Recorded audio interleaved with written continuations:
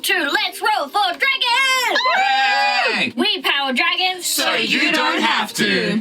Thank you, friends, new fans, new rollees, or old ones, for joining. Wow. Last one and I'm doing a good job. That's because I freaked out about something I have to do. So in one... Hello, it's me. I'm back. I'm Erin. I am your dragon master for this campaign, and as you can see today, I am dressed up as Yuri. Uh-oh, wait. Say hello to the rest of our players. Hello. Hi. Hello. Hello. How's that? Go up there. You got this. Hi, I'm Giuseppe Delora. You can find me on Instagram. I play River. Hi. There you go. Find me on Instagram, Giuseppe.Delora. I play River. Yay! Oh, God. Okay, wait. Go I'll there. I'll get Excuse me, please. Thank Next. you. Hello. Hi, I'm Benny. I'm Benny. I'm Sheriff Benny.cos on Instagram, also the casting director here at Let's Roll for Dragons. I'm just a little guy. And I've been playing Periel. Woo! Hey. Hope you all done. Hello. Am I too tall? Do I need to duck? I'll duck. No, I'll you're do fine. this. My name's Adam Canny. You can find me at Adam Canny on Instagram, and I am playing Azariah. And it's been a long couple of 3 days. It has gone from here to here. Honestly, well, yeah. Who's next? Just anyone. Oh, you dude. That's me. Hello. It's Andy, also known as English Tries Cosplay. Hey. Here at Let's Roll for Dragons, as I am one of the one-shot DM masters here.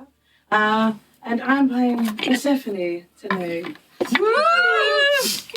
The guy's hat. No, I can't sing. Big apologies. No, we do not. Hello, I'm Ghoul, aka Ghoul_baby on Instagram, and I'm playing Sarah Ventrell. Yay! Woo! Amazing. Everyone wore amazing fits today, and we just thought we had to show them off. Yeah. Okay, before we go any further, we would like to acknowledge the traditional owners of the unceded land in which we are telling our stories today, the Wurundjeri people. We pay our respect to the elders past and present and appreciate their enduring legacy as the original storytellers of this land. There is gummy in my mouth. Okay, tomorrow we're doing Twilight to celebrate the 20th anniversary of the books coming out, I think. I think it's the Right. books. 20th anniversary of Not the the books. films, It obviously. is. No. What are we in for, Andy? Vampires, hot shit, and maybe some special rip. Bro. Might also be in for some ho-ass. And some Bella with a how you doing woke ass. Have to. I'll be in it. I'm excited. Yay! I play Alice Cullen. Oh my god. And we love have being the leaders. Charlie. Yeah. Literally the Charlie. The Charlie. Not literally, obviously, but like The Charlie. The Charlie. Australia's Charlie. Australia Charlie. Nick should update his Instagram. Okay, Thursday we won't be streaming. We're having a night off, getting ready for PAX. But we are streaming on Friday. We are doing the finale of Eleanor's Covers Fractured mini campaign. So if you've been following that one, please come join along. And then next Sunday, because you guys are all so amazing, we will be fulfilling one of our September goals that you unlocked. Which one? Not sure yet. I have plenty of time to figure it out. Speaking of September goals, thank you all so much for everyone. We've unlocked some crazy stuff. We are currently, I think, 3 subs away from unlocking Escape Room, Escape the Studio, and then, of course, that will take us to 25 away from D&D on a bus, which we are all so excited for. Please come join us for PAX. Friday night, we've got Thirsty Sword Lesbians at 8:30 p.m. Saturday at 1 p.m. We have the Critical Role meetup, and then at 10:30 a.m. I am on a Death Roulette panel on the Wombat Theatre stage. And then at 3:30 on Sunday, we have Murder Most Arcane, which should be amazing. What announcements do you all have? PAX! X. PAX! Guys! All packs. Friday night, Friday, 2 to 3. Putting the Playing Cosplay. It's one of my panels in the Cosplay Theatre. Come check that out. It's going to be real fun. It's its first debut. And also on Saturday, I'm doing hosting Wigging Out from 6 till 7, also in the Cosplay Theatre. Come for that. It's going to be real fun. Come say hi. Hello. at PAX, I will be cosplaying, and I've announced it on Instagram, but I'm going to be cosplaying Malice from Marvel Rivals. Oh, that's Very it. nice. Very excited. It's very out there for me, so come to PAX and see that. Also follow my Instagram for that. We also will be doing a panel at the Wombat Theatre on Saturday. I believe it'll be at 2:45. It is Dress to Impress live. So Please excited. come. Like, it's going to be so fun. I have stuff I want to say, but I can't say, so just come along. It'll be really fun. Thank you. Amazing. Aaron already said everything that I'm in, so. And also, Let's Roll for Dragons has a booth, so we will be running little quick play D&D sort of scenarios. We'll teach you how to make a character, the basics that goes into it, and then we'll run you through a little combat scenario. So if you believe that you are worthy and can defeat our monster, come face the challenge. So that will be at booth 22. Oh shit, the number sucks. I love that booth. It's booth TT2548. We are near the cafeteria. We're also boothing alongside Pluto Minis and House of War. So if you see the dragons or the owlbear, you're probably close. As long as their players are not fighting the Benefactor, then you should be okay. Aaron just destroying these poor newbies. They're not facing the Benefactor. It's technically will be randomized, so they have a bunch of cards and it will essentially be pick a card, any card, and then that's what you're fighting. Yeah, so it'll be really cool. It'll just be like a fun little D&D zone that you can hang out at. So really excited for that one. Also, at the second end half of today, we'll be doing a Q&A. So feel free to use your channel points to ask a question. Currently, it is only one channel point to ask a question. Yeah, should be really good. Boo. I think that's everything. Are you guys ready for the finale? No. Ready for it to be over and done? Well, the stage is set. No need for dragons tonight. It might lurk in the shadows or not, but we already have Nuri. Let's play some Dungeons and Dragons!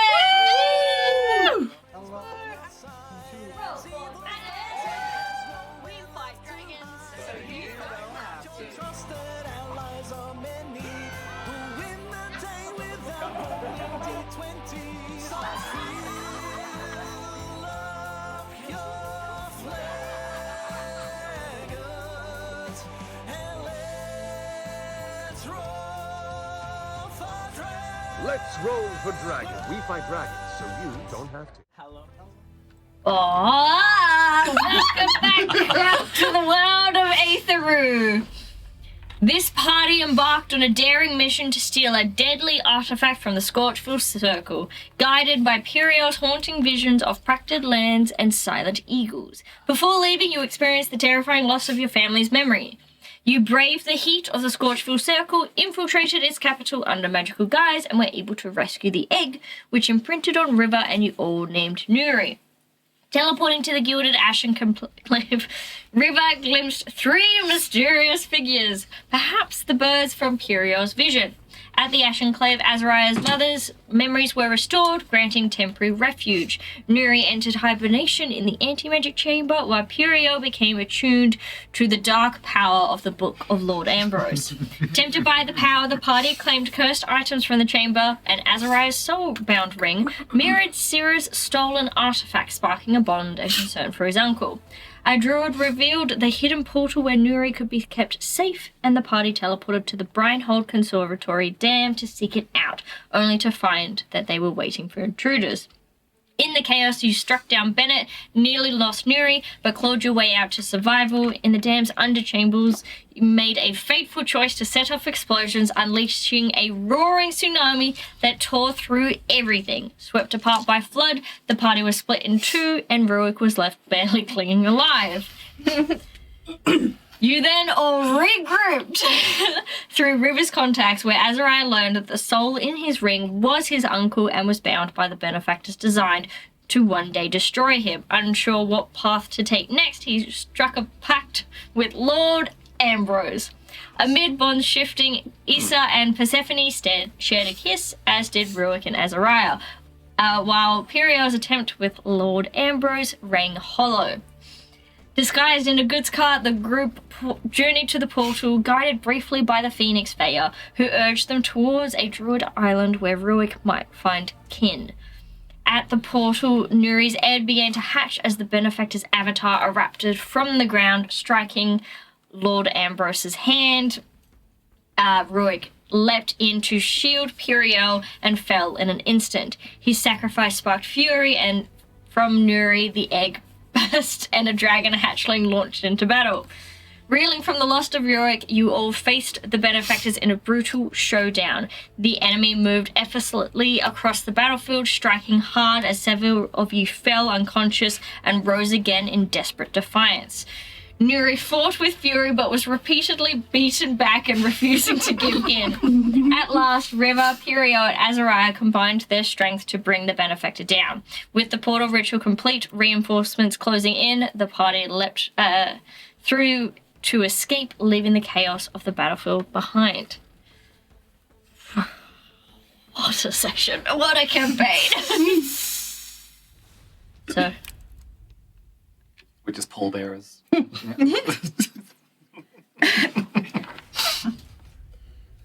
Silence is fitting. Ooh. Stepping through the druid portal, your world explodes into colour. The skies are brighter than dawn, trees are heavy with a strange glowing fruit, blossoms sing swiftly as the wind passes. The air hums with life, warm fragrance, alive, and possibility. The clearing is filled with every kind of folk. Tabaxi darting past Dragonborn, centaurs racing children, turtles laughing at heragons, satyrs playing flutes as bugbear dance, furbolgs draped in glowing garlands over your shoulders, kenku mimic laughters in chorus, minotaurs trade carved goods while Aarakocra zoom in overhead. In moments, you are swept into the joy, flower crowns and necklaces placed around you, hands clasp yours and voices cry out in delight. Here you are not strangers, every soul is welcome, free from judgment and free from embrace. What's going through everyone's head as they are met with this kind of shock of sudden happiness and peacefulness? Whiplash. I'm exhausted. Literally and figuratively. I have blood streaming down my eyes. I think the beating I took and being under the ground, I'm a bit dirtied up. I really need to shower. That's all I know. I think for Stephanie, she's just frozen. She's looking around at this gorgeous setting and everything in front of her. And she's just observing and it's things that she's dreamed of, things that she's heard of only from her aunt. And she just sort of, what are we supposed to do?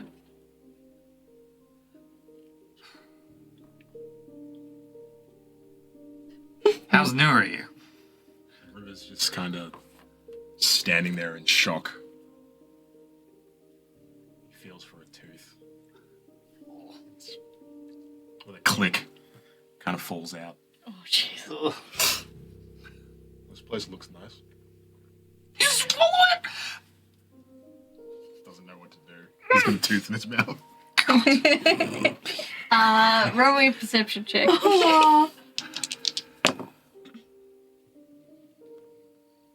30. Oh, Jesus. You notice that Nuri is not in your hand, and you're like, fuck, where'd she go? She's gone again. And she is just off playing with some, dragonborn kids.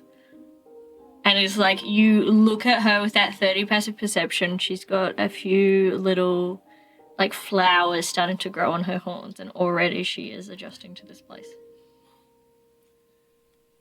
You see the beginnings of a tear in River's eye. Is that?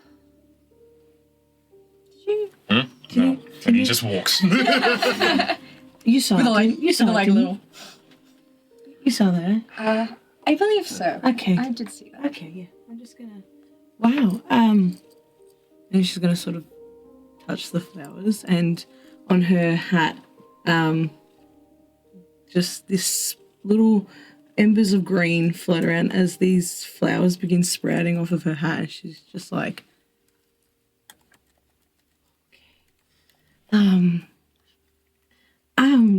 wow, a lot's happening right now. I'm overstimulated.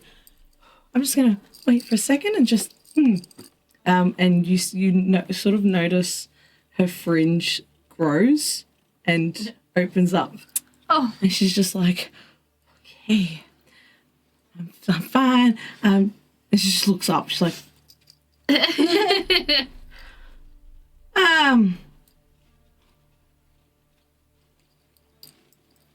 is it? I didn't think you had the face for bangs, but honestly, I don't hate this. It's pretty. But my bangs are gone. You look better without the bangs. Exactly, yes. It's not. This is wow. I don't know. I'm terrified. And she's quite literally shaking. Her eyes are still, I guess, pulsating a bit of that green from the power of the door and everything. And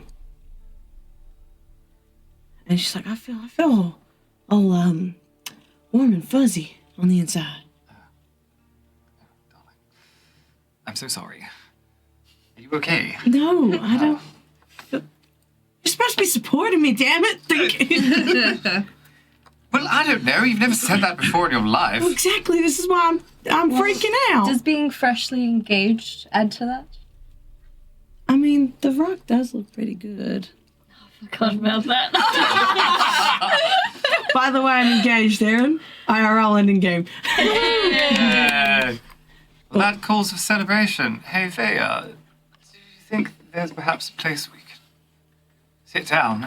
Yeah, of course. Piri just backs up and slips off and just kind of walks away by herself for a little bit. Mm-hmm. She kneels down on the ground and she doesn't take the head out because she doesn't want to freak everyone out, but she just kind of pulls it and so the eyes can see, and she's just gonna just go, hey, we made it. Here we are. Would have been better if you came with us, but now you can see you're home. His face is just like. Don't undermine the moment, man. That's all I could You're horrible. That's what I was seeing. That was the exact same face as the math face from last week. Leave my mouth face alone. Wow, we got emotional for 2 minutes. My brain's calculating. Oh, there's more. Oh, yeah, no. And yeah, she just I'm gonna puts him back in. stay with his body, though. Well, he's kind of. I'm gonna. Yeah, I guess around where we've carpeted him with the vines, I'm gonna put like a cocoon kind of over it to not be like, hey, body on display. Like, Thank you for helping. She's gonna open up her bag as wide as she can. You know? Just put him in here. Okay, and you just. Alright. And she just. The body?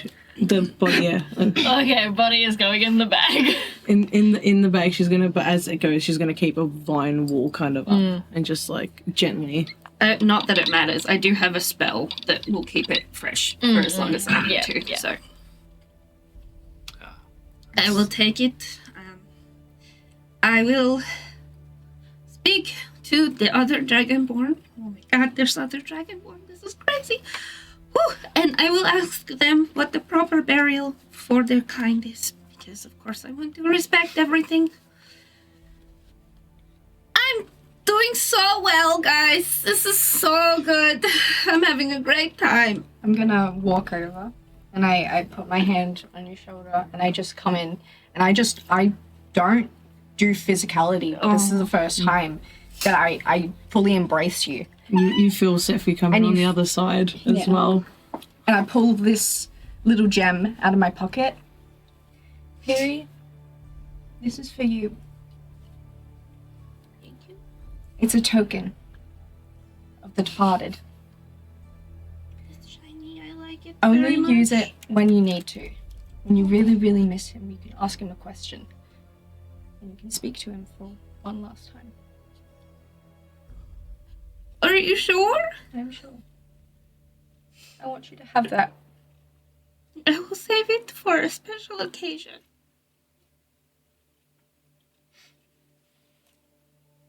Thank you. And she just runs away.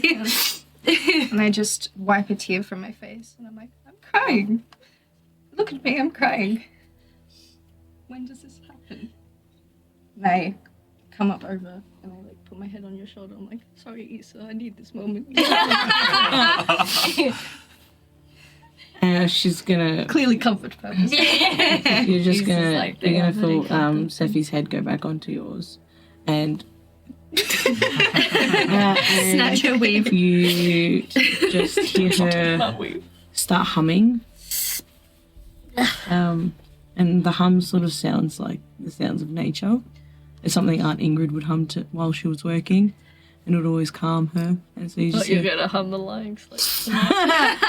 but like you hear, it's like whistling breezes, or the sounds of the leaves rustling kind of situation. But it sounds like a beautiful tune, and she just hums and just like just pats your head, and looks directly at Issa with like that like feeling of just like sorrow and pain, and just nods towards her, and she's just gonna just keep looking around and just seeing all that's happening, and you just hear her go, the stones do lead to a better place. She was right. I mean, I don't know what this fuzzy feeling is, but maybe it's a good thing we're here. Maybe Is it it's the real grass you're touching? Girl, don't even start with the grass. I'm hearing shit. The trees are different here. Am I being too negative in thinking that we potentially have just put this whole island to doom? No, that's realistic. Can the Benefactor open up the portal? Well, he'll need a druid, won't he? That knows the spell. I don't think he can open up the portal because there's not really any druids there, but once a year,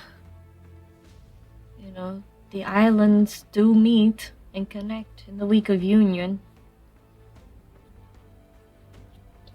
I don't think he's going to be restricted by druid magic. Then I'll do what I can to protect this island. Even if it means that I have to give up myself for it. Hey, let's not go that far. I know. You just found yourself. Don't be so quick to give it up. But I'm not letting him have this. And I'm not letting him have my family either. Fuck my mother, but like, my siblings and my father, they don't deserve any of it. Hell, I don't have anyone here other than Issa. I mean, and you guys, I don't have any blood. What about your crazy auntie? I don't know where she is. I'm sure we can find her. Here, do you have something of hers? Holds the amulet. Okay. And again, I can't remember what the spell is called, but it's Locate creature? yeah, locate with as long as I have something of theirs, I can find them. I think it's within 1,000 miles. Ooh, is it a small island? Big island. Okay. Big island. If you don't mind, I can keep a hold of this, and if she's near, I will see. Perhaps they have a phone book. What is that? Oh, babes. Oh, How do I explain a phone? There's one wire and it's connected from one. Oh, phones Cup. do not exist. That's just, I shouldn't have let that go. River, But the cup one, maybe. It's a cup system in Yeah. the Jeeves communicate with the Yeah. house. when River walked forward, he's gonna look for someone who looks like a dragonborn parent. Oh, yeah. There'd be a couple of parents watching the Dragon Ball kids have fun. A few of them are like flying around. A few others of the kids are like testing their breath weapons on each other. Oh my god. Mine's hotter. River, And the fire and ice one are currently battling it out. That's adorable. River like sees a dragonborn parent and would like he like walks up wipes the blood. Hello, excuse me. Hi. Howdy, pal. My name's River. You see that dragon there? The green one, all fours? Oh yeah, what a little cutie. Yeah. That's my daughter. Congrats. What do you feed a newborn? Oh my god. She was born like 10 minutes ago. I don't know. What to expect and you're Crikey, expecting. she's big for a newborn. Damn. Yeah, she's big. Well, it depends. You look like you're dealing with an emerald there, and maybe feel like there's some magical fruit here she could probably do. Sometimes meat. Would be careful on that one. On this island, it's a lot safer for us here to be a bunch of veggers. Okay. Do you know where I could get said fruit? Like a market or... Points to the tree, where it's just growing in plenty. I just grab it and... Oh yeah, the island provides. We don't really deal with like currency here. Can I move here in real life? Yeah, that sounds great. Please. So, River goes, thank you. And like, walks off and then he goes to the tree and just kind of like looking around. As you like, And just like reaches up and like grabs a fruit. as you and go to plucks That's it. the fruit. And like plucks it. And then like just looks around again. As you go to reach, even the tree, like as you've gotten closer, the tree like naturally bends down so that the fruit is easier for you to grab and at a better level. It then like lifts itself back up so it's not in like kids' reach, so that they're not climbing dangerous trees. River is still 14 feet tall. Right? Yeah. So it's so easy, but yeah. Cool. So he like plucks one, looks around, see if anyone's gonna shoot him. You I'll look take at two the more. He doesn't say it's anyone in particular. He just says, I'll take two just more. like, The slightest smirk. Just 1, 2, and then he puts the 3 in his bag. it comes up to you, like, yeah, nah, you don't really need to worry about currency. It's more like, you know, like, maybe later this week you make sure the tree's been watered or something. Like, yeah, you kind of just give back whatever you take. God, this is an island of socialists. Can I? Yeah. Actually, Piri steps out from behind you and she goes, I have a slightly more macabre question to ask you. Macabre? Yes, dark, dealing with not very nice topics. Do you have some kind of dragonborn coroner? Oh, yeah, we've got like a cleric that kind of like No, involves in there's everything. no helping this one. Perhaps. Oh no, like, you know, just like says the prayers to whatever god they believe in, or if they don't believe a god, just say prayers to the family. Oh, And kind of just a space. Dragonborn, you say? Is he wanting to go out the way he came in? I mean, he's already pretty gone. Oh no, the body. Oh, well, the thing is, he never really knew where he came from. I wanted to bring him here to make sure that he came home. Oh, that's very nice of yous. Of course, he's the closest thing to family I ever had, so. Well, generally, our Dragonborn here, depending on the type, like to go out by a fire. Fire is cool. I was going to show you, but with all the children around, probably not a good idea. See, I'm learning, everyone. You're doing good, Pirio. Deep breath. Maybe later.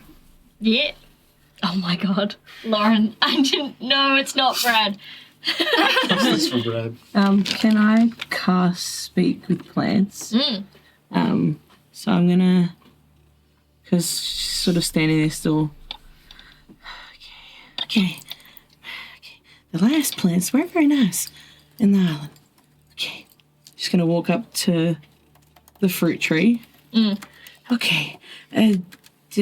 What the hell? Is there a merchant or something? Just take it. Oh. It's weird. It comes to you. Oh, okay. She's gonna walk towards the tree and just reach her hand out to it. Just terrified. She's. This is all new. She's like, Even someone that grew up around the tree, it's just like such a rich brown, like wood, and the leaves are just so vibrant green. I love trees. And she's gonna put her hand on a branch and just listen to what it has to say first. And she just listens first before she speaks out of respect because it's a new tree and she doesn't want to just be like, wah, wah. Casting speak with animals? Speak with plants. I speak with plants. Yeah. You hear the tree and it's, oh yeah, let's fucking go. Is this tree high? Enjoy my fruit. Oh God. 10. I want to come up next to I was about to say Persephone. I'm so sorry, Persephone, and I want to like reach up to grab a fruit because I just want to hear what it says when I take Here one. you go. Enjoy. I made that one good. Well, hi there. Whoa. Yeah. Hey, another person. You want my fruit? Sorry, the Overwatch references are coming back to me. Do you want us to pay for it or something? We came from the island, so. Many islands out there. No, the shitty one, just like hop, skip, and a jump away. I don't want to know what you want from me, man. I've been here my whole life. This is the only island I know. Roots don't go through the ocean when you move. Island gal. Okay. I know. Perry was. Do you happen to know anyone of the name of Ingrid? She's a druid. Ingrid. Human. Human. It's okay if you don't. Oh, the plants rolling, guys. Roll for plants. Yes. No, he's unaware of an Ingrid. That's okay. May I have one of your fruits? No worries, Johnny. Thank you. I'm gonna walk Everybody's off. having the fruit. Maybe we should try the fruit too. I hear fruit. Who said that?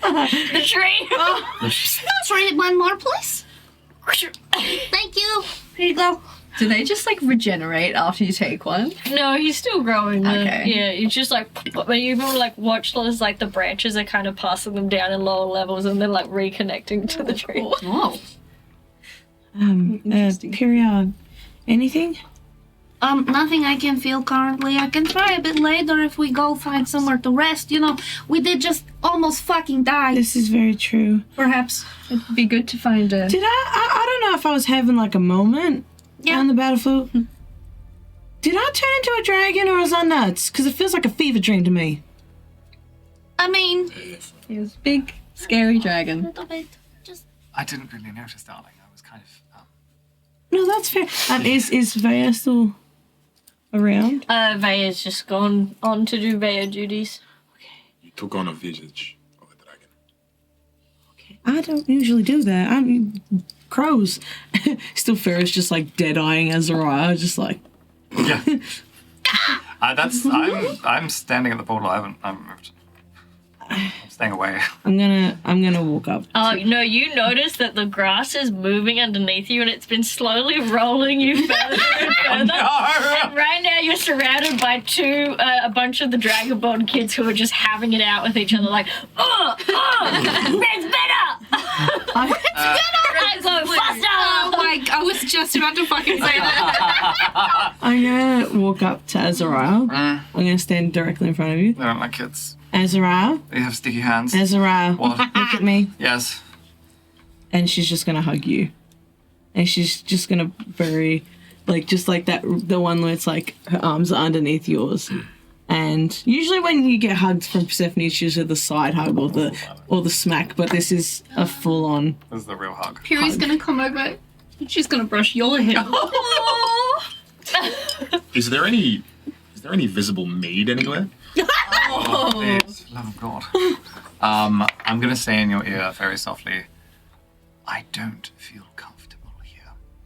I don't know what it is. It's... Something in me is not, it clashes. This is wrong. I shouldn't be here. Maybe you're just not used to happiness. I don't mean that in a bad way. Damn, dude. It's just No, I know how that feels. Your entire life, you've been surrounded by people that are superficial. They don't have the same love and care that this place eludes, and I think that makes you uncomfortable. Well, yes, very possibly. Introspection's never been my forte, darling. Okay, that's why we're here. You are also grieving as much as the rest of us are. And I mean, you saw me when I first walked through. All of a sudden, I don't have my bangs anymore, and everything's changing right upwind. But forehead. Yes, Periel. But the one thing you need to remember is that as much as it hurts, we're gonna be going through it together. We're not gonna be superficial. You've got us, and she's gonna cup your cheek, and it's gonna be okay, and we're gonna do this together. Remember, Azariah and Persephone, off doing God knows what, with God knows who, with how much alcohol. But You and I together, we're a whirlwind. the thing you gotta remember is that as much as I wonder what would happen if I was never put up for this job, I'm glad that we all came together because you're like a family to me. You're like my brother. You're a lot better than the two dinguses back at home, but you're not alone in this. Well, you were like the sister I never had. You are the sister I never had. You're alright too, River, but where's that fucking mead, for God's sakes? Yeah, we're not doing it. Yeah. Fermented fruit, something. Someone say off to the ways, kind of like not too close to the kids, just like In the adult section. yeah. Like a big curtain. You kind of, I guess, like at a playground, and there's more of like, yeah, off to the side there is like a little stand where a gentleman is giving out mead. Oh my god. Yes! Mead, everyone, mead! Mead! Sorry. River clocks that, looks back at Azariah and goes, Yes, I've got that need for mead. Oh my god. No, get him! "Get him!" You know what? For that, Para, go.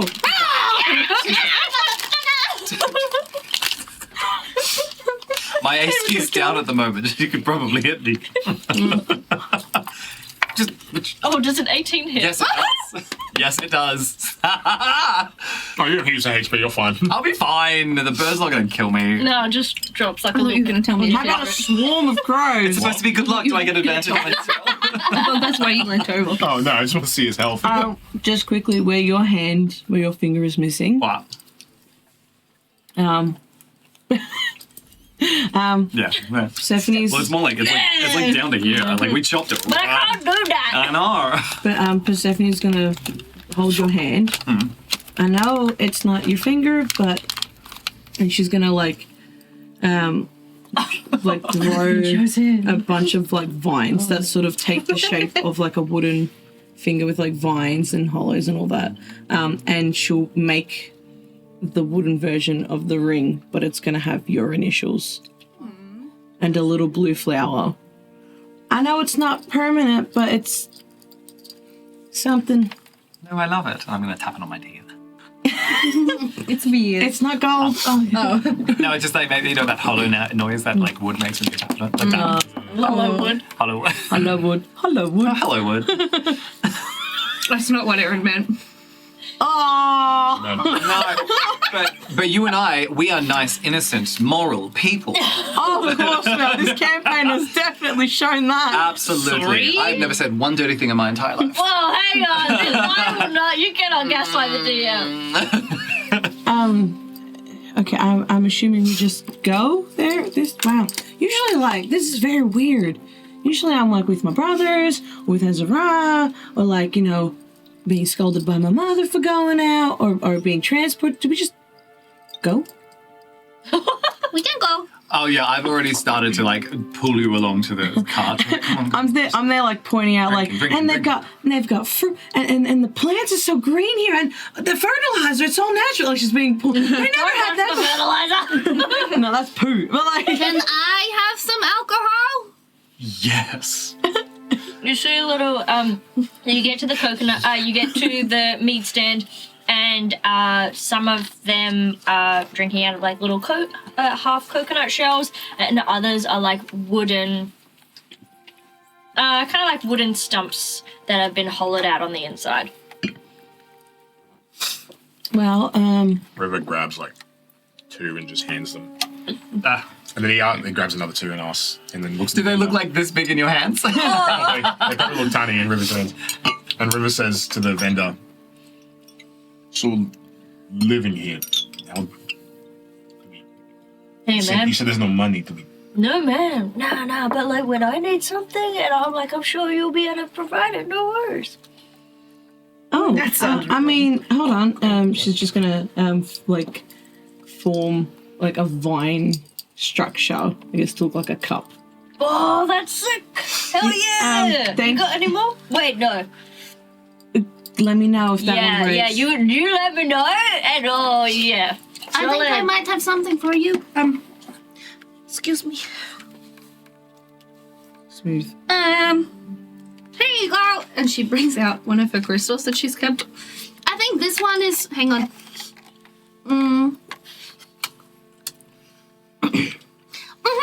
This one will make everything that you make extra sweet. Ooh, hell yeah. Can you see what this does? And kind of just adds it into the mixture. Well, I like you. was it a rock or was it sugar? No. Crystal. Oh, okay. Special crystal. You give me the druids It's meth. blue. You said meth and I said blue at the exact fucking time. So Steffi's gonna hold up her cup. Heroic. Heroic. You're the best cousin I could ever ask for. The cookies. And Pick up. and in my case, to living a beautiful life with my new fiance, and to taking down that scumbag benefactor. Yeah. Yeah, fuck that guy. Cheers. Fuck that guy. That's right. That is right. One kiss and I'm wed. And then she turns around and she just goes, I spin her out and pull her in and duck her and kiss her. Oh. She's like, no, the privacy, not in front of the guild. Gay. She's like, shh, it's fine. Yes, See gay, say gay. Absolutely. Gay. I feel after, sorry, my lipstick smudged. Mm-hmm. Oh, why would that be? It's because you're smooching your fiance? Nah. Do you want a kiss? No, I'm okay. I already had a good one. That's good. It's like your first and your last. Yeah. Did you watch Mean Girls today or something? Really You've been so nice this whole campaign. You man. It's just like the depression hits. Your arc cannot be, and now I'm a bitch.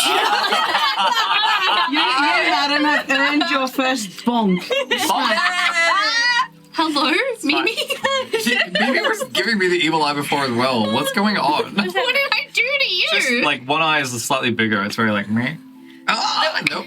Nothing will break the concentration. Well, I guess I'll join a monastery then, shall I, Sarah? You're mean when you drink. Cut back. Ethan just hands you some pastries. I'm like, yes. And then I'll wink at you and be like, I like it when you're mean. It's fine. Oh. Don't worry about it. Ooh. River calls out. Okay. Sorry. River calls out to Nuri, and he's like, "Nuri, are you hungry?" Yes! Pulls out the fruit and goes, "This?" Try. Mango sliver. Oh, wait. And he feeds her the other two, and then he's gonna go look for water for her or something. Oh. She was born, and she went straight into a fight. She hasn't eaten or drunk anything. What a rough Dad. Sorry, Azariah's just watching this and being like, "Oh, so that's what a father's supposed to do." Well, fuck if I know. Right. I mean, hey, the midwife breastfed me, so I didn't really have that contact with mom, so she had to keep her percolating. Breastfed? What? What? Yeah, my mother didn't breastfeed me. I don't know what even that is. We'll have that discussion What later. breasts are? Or... Imagine having a mother. Oh my god. This is drunk Perry, by the way. I too raised myself from the age of 11, but we have to do better than what was done to us. Yeah. We gotta be who we Can I need. get some water? Where is water? He just Grab a stick and start water witching. Just... Sounds right. Yeah. Survival. Oh, yeah. Like a bit. Oh. survival. Guide on. Oh, that's a nat 20. Yay! Nat 20 for water. Sweet. So, Nat 20 for water. not only do you find water, you find that growing off to the side are just slowly growing, not there yet, are a bunch of huts. And you see Vera is kind of there watching this construction, but it's like happening naturally and is essentially building houses for you guys to move into if needed. Oh. Oh my. Issa, I know we literally just started dating, got engaged. I'm so sorry for dropping that on you, by the way. I had the option to say no. So sorry. So we're moving in together, am I right? Are you asking me or am I asking you? I mean, you ask. I've asked too much. My love, will you move in with me? She just tackles Issa and starts. Oh, goodness. Okay, let's save this for the bedroom. That is growing for us right now. Does anybody want to live with me? I do. Really? Can we have a conjoined house? Like a hallway or something, like ropes or something that, like, Are they up in the trees or are they down on the... no, like, you know, like those balconies, but yeah. Can you make beaded curtain vine between four doors? Well, and she just opens up her hand and say a few vines start sprouting. Ooh. What kind of vines we're talking? I like the color blue. Roll me a nature, but add your arcana additionally. Ooh, okay. Please, love God, make it sound. Yes, My quick. nature's plus 10 too, so. Fuck me. Plus arcana? Lovely. Great. Soundproofing blue curtains.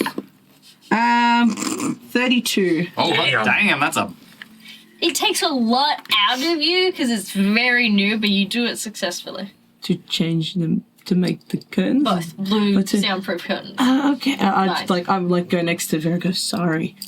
And just like, I hold her hands up, and I guess the glow, that same spark from the portal just keeps like emanating and flickering off. Just turns to Vera and goes, is this normal?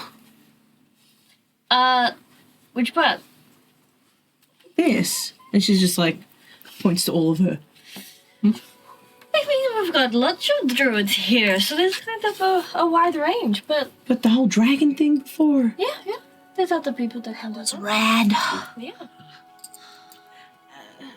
Okay. Piri wants to test the curtains, so she goes up to the curtains and she just goes,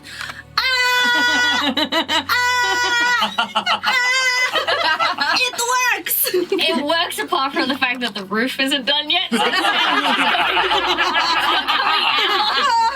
she doesn't know that. She's a little drunk already. Do you, do you happen to know where my aunt is? No, I don't. but I'm sure we can find her.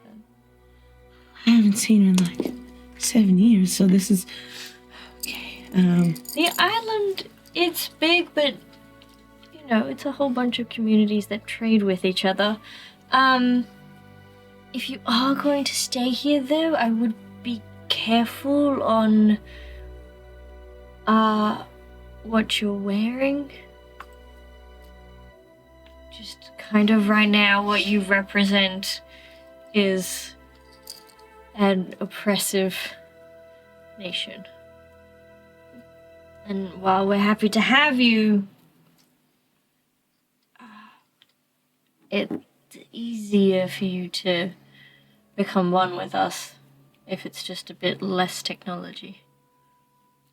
Piri just fucking starts ripping her shirt. No, wait, no, let's get you new clothes first, though. I mean, you just got here and you came with me, and that's fine, and everyone saw that. Just more on the long term, people will be wondering.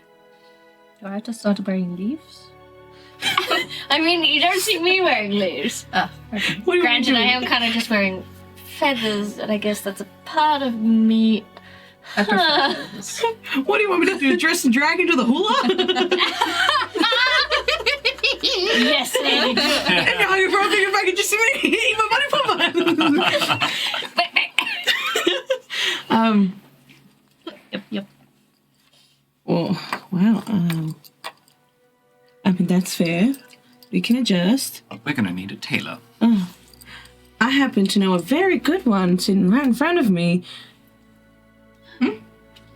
I mean, I know I did all of my clothes, but I had help. And my skirt. Yes. And my arm brace. Okay. I'm going to need a lot of things. Do you have pen and paper? How about I pass you on to someone who can help? Great. Tell me I don't have to hand stitch. Do we at least have a singer or something? A singer? We have people La, in town la, that sing. Oh. Great. Perfect. All right. Couture hand sewn that is. River goes into what the house is being built into. Is there like a bit of floor that's still not covered? Yeah, so right now it's they're kind of like temporary tents. So almost like Okay. just a very basic round hut, but it can be built organically in a day. So, it's built, there's like trees that are kind of growing out and pushing the branches into it to make it. But you look off in the distance and you see some more like longer to stay that are built up into the trees, and you think that long term they'll be able to build you something there. Okay. This might be a post-session thing. Okay.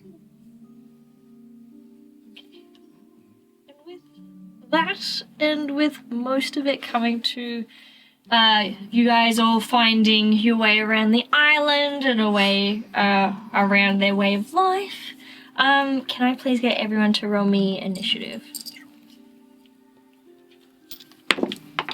What the fuck? In my last roll, it's a nat 1. Oh. First nat 1 all game. Yeah! Wow. That one? No. The dice tell a story. story. Alright, who got over 20? Yes. 21. I don't get to be that. 27. What Yeah. the frickety frack? Nice. Frickety frack. Jeez. 27. Alright, how'd you two go? 16. 14. Amazing. Yeah. Alright. One. Benny, would you like to go first for us, and what does Puriel get up to for most of her life? Piri finds herself with the Dragonborns to learn their customs, their culture, everything, and kind of assimilates herself in there. Obviously, she gives Ruik an incredible send-off, like an amazing, incredible funeral that everyone's invited to. Everyone, even though, nobody knew him. But she makes sure everybody knows who he was. And basically just spends her time learning as much as she can about the Dragonborns. and trying to kind of distance herself from good old Ambrose, who still wants to talk to her, but she doesn't really want to be associated with death anymore. So she tries to make everything happy, positive, and tries to limit her touching of random things, even though here is probably the best place to do it because it's way safer. And even in general, like, the more dangerous items, the island intuitively knows how to keep them out. Can you please roll me just a straight intelligence to see how it goes with Lord Ambrose? 22. Nice. For once. Definitely at first, it's kind of hard to pull yourself away. And you definitely feel this, like, angst kind of grow from him long term of you not using his power and him not having access to the mortal realm. But you find a way around with it and you live with those demons. Is there anything else? I don't know if this is weird, but I feel like she would settle down with another cute dragonborn. Yeah. Maybe just not a blue one, because that's a little too close to home. Maybe a little, I don't know, like a little red. Yeah. Red baddie. Definitely a few, like, odd red dragonborns that... Yeah, I think so. Hell yeah. Again, the dragonborn aren't, like, overly crazy populated. But still, it's definitely... Let's make some more. I was just thinking that. Best ending ever. Alright, Drill's more getting busy. red dragonborn. You give to the island? Yeah, that's what I give to the island. More little red babies. Incredible. Alright, Seppi. River would like to find a spot away from the villages, but somewhere close to set up his like home. He takes off Black Razor, his armor, and the robe of eyes, and unattunes from them. Wraps up Black Razor in the robe of eyes and buries it. Remind me, Rose of Eyes is your cursed item. I mean, robe of eyes isn't too bad to keep on me. Actually, no, I'll keep robe of eyes. No, you can if you would like, Thea and the other druids here can essentially perform a ritual to help you unattune to it. It will be a very painful process, which is essentially some of them giving you advantage while others of them healing and boosting you for it while you are essentially strapped down to a table as it's slowly getting pierced and separated from you, skin and soul. Jesus. Lovely. And that's robe of eyes or Black Razor? Both. Okay. I would like to do that for Black Razor. Robe of eyes I can keep. Yep. Just wear bear every 4 moments we'll type Oh, okay, yeah, I don't want that either. Just do both. Okay. Roll me a 24 HP. Oh no, this is Oh, yeah. now this is just more of like a long term. How does it go? Please roll me a wisdom saving throw. With advantage or just one? Straight. I'm gonna need a reroll. First reroll of the last session. Please be better. It's worse. I have my dragon inspiration still. Can I give it to...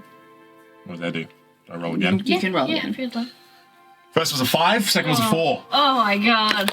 I swear to God. 13 plus. That's a 13. What's your wisdom? 3, 16. 16. 16. It's better than the other two. Better than the 4. Better than the 4. It is a extremely painful and excruciating process. I would say that with a 16, the first time you do it, it doesn't take.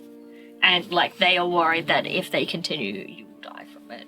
But the second time you go through that ritual, you successfully unattune from both of those items. But there's definitely heavy physical scarring, like from the Vorpal sword, like from your hand, Black Razor, and then from the Robe of Zai, some like kind of like burn mark scarring along your back. River wraps up Black Razor in Robe of Eyes and buries it in his home. And he just spends the rest of his life looking after Nuri, trying to learn Draconic. Learning You can have wood- lessons with me. Yeah. Takes lessons with Periel. Adorable. Does wood carving in his spare time. And he tries to teach Nuri like stealth and like how to like hide. Yeah. Roll me an animal handling. Gargantuan It's dragon. the intro to The Lion King. We're learning Survival? to pounce. Animal handling. Animal handling. I need a reroll. My goodness. They're so bad. It's worse. That's the same. It's fine. It's a big dragon. 11. 11. Yuri's like, I'm the stealthiest one out there. Kush. You didn't hear that? Yeah, we'll keep working. And it's not necessarily that you're a bad teacher. She's just She's just a still. dragon. She's so unaware. And like these massive big claw hands that she's still like not properly grown into yet. Yeah. I think he'll help out at the community in whatever way he can. He's not magically attuned, so he feels kind of useless. Yeah, I think if you've got wood carving, there would definitely be some very useful things.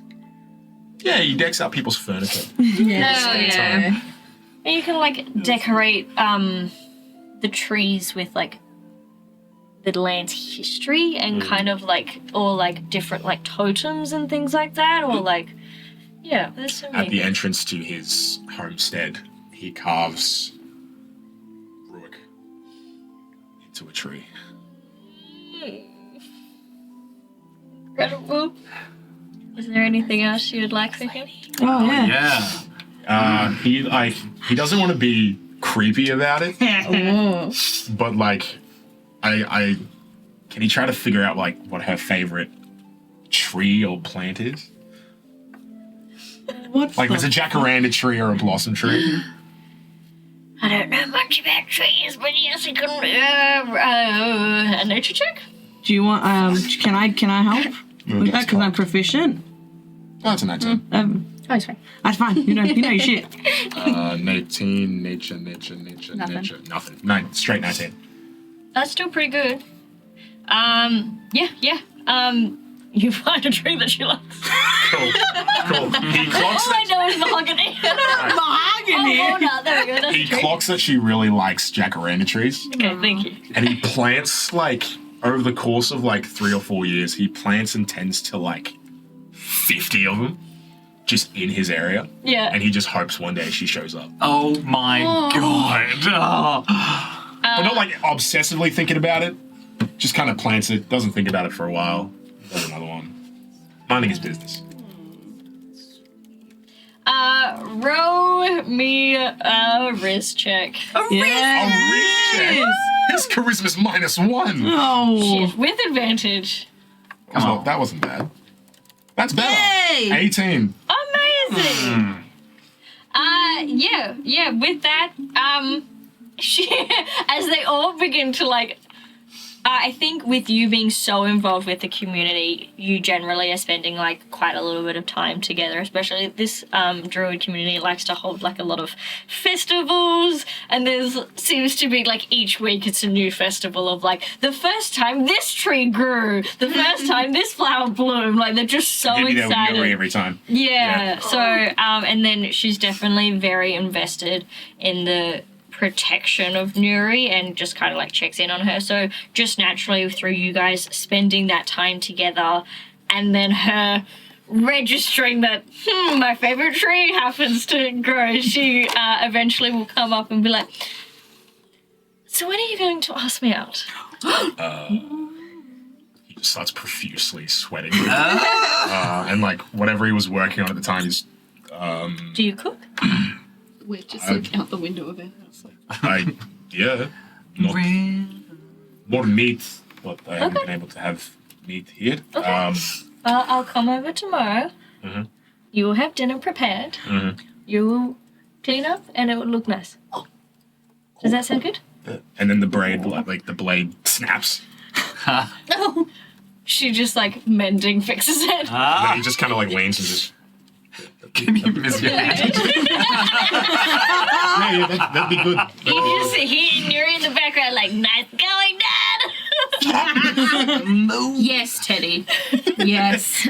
Oh, she and Dom. Oh yeah. You're gonna cook and you're gonna freshen up and it's gonna be fucking nice. Jesus Christ, dude. That's what she was. He's not gonna take the initiative. He's never had romance, man. She's not a dom, it's gentle. To be fair, you did grunt at her the Like a wooga.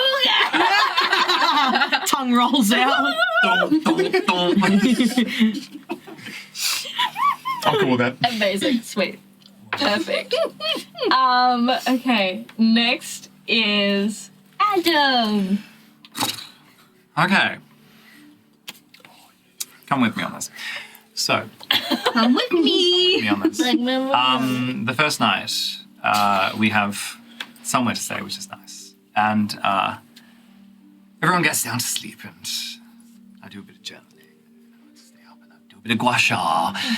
My nighttime routine, and I try to just get the blood out of my face a bit. And then I go to Piriel, and I say, Piriel, look, I know this is a bit weird, and I know that we're probably going to arrange like a burial, but could I speak to Ruik? Alone. Okay. I'm just gonna speak to the beheaded Ruik. I'm gonna place his hands. Do you still have his I hands? think at this point, she will have ripped off a piece of her skirt and made him a little bow tie so his head is attached to his body. Ribbon, yeah. I'll place his hands across his chest. I'm gonna just sit by his side and I'll say, you know, the night we kissed, you asked me if I knew what I wanted to do after we finished this little quest or whatever it is. And I rambled on for a bit and I didn't really answer the question because I didn't really know. I couldn't really just go back to my old life. Too much had happened. And I can't really, I don't know, I don't think I can stay here. I don't know. Occult, arcane, and nature woo-woo magic, it's like oil and water, darling. It doesn't really mix, does it?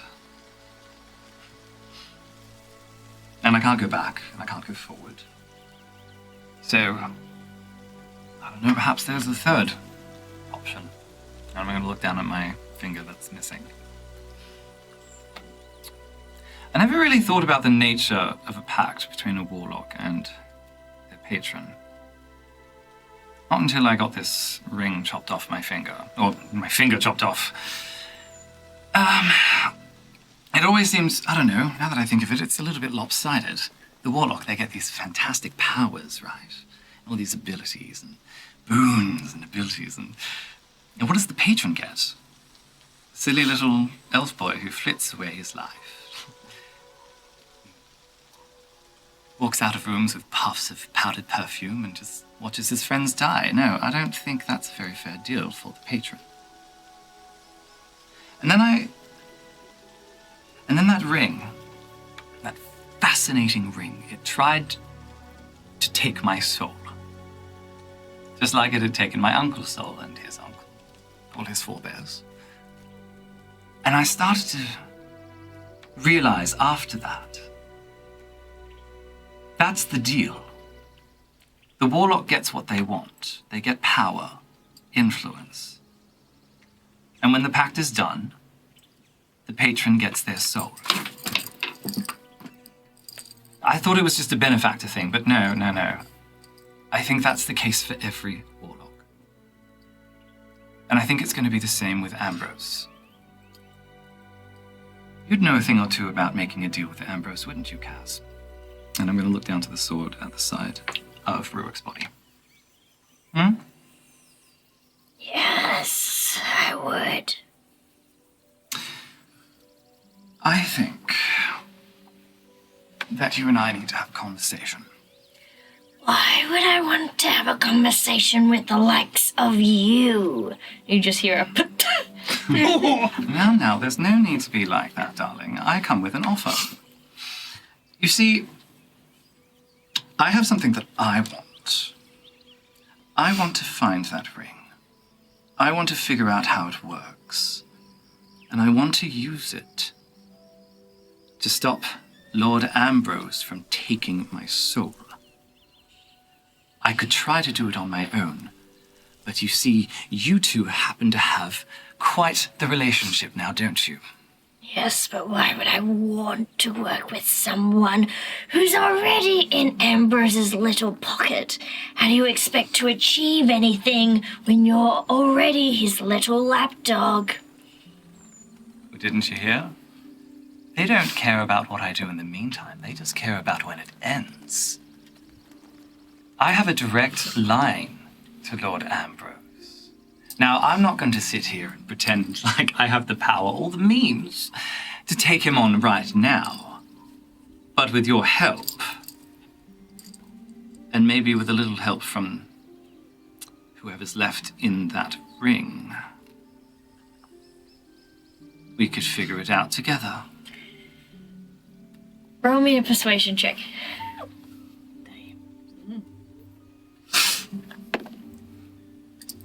23. Well, it's not like my current owner is going to get me any closer to killing him. Yes, you seem to be in rather a predicament, don't you? Stuck on a druid island with nobody to chat to. I always find a way. I think you just found one. Come with me. Tonight. As you say that, as you go to pick up the sword, a piece of paper floats out of the breast pocket of Ruick's armor. I'm going to take it and see what that is. You find just a couple of pieces of paper which have sketches of you in beautiful lighting and various poses as Ruick has just admired your aura from afar throughout this journey.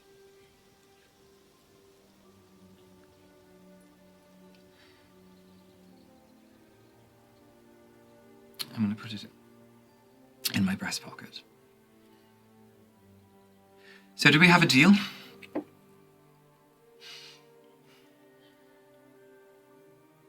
Sure. Until a better offer comes. Great.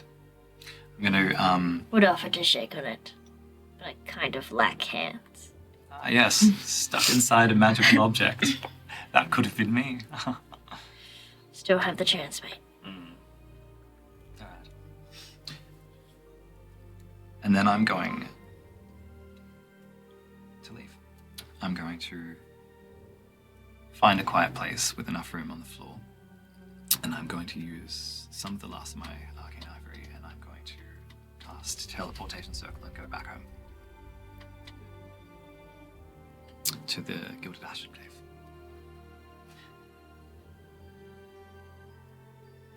And the moment I get there, because this is the night, I still haven't slept, I'm going to tell my mother.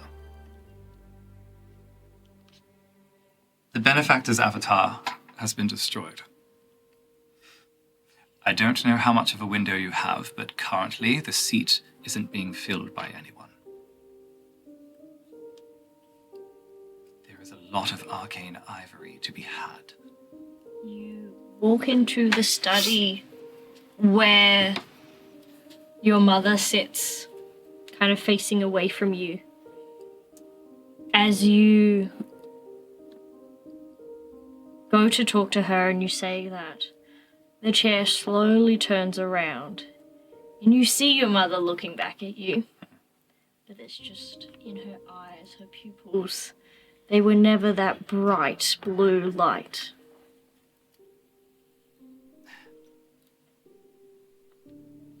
Darling, what have you done with my mummy?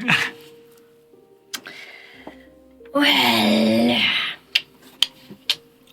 what do you think has happened to all the families? Yeah, I kind of thought so. And to be a little bit of a consequence, wouldn't you say? I never really liked her that much.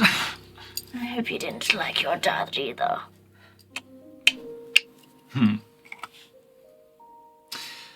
And the others? Which one, the Jeeves? Yes. Always working for me from the very beginning. Oh, God's sakes, they taught me how to dance. And my arithmetic. Oh, Jesus. Well, The world is a lot bigger than you, Azariah. indeed it is. See, my plan was to come back, find that... Ah, so that's me, sorry. I mean the cat again. I was like, me, right. go down. Find that fascinating ring of yours.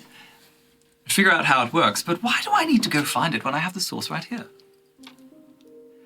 I've made an interesting choice, and I need to fix it.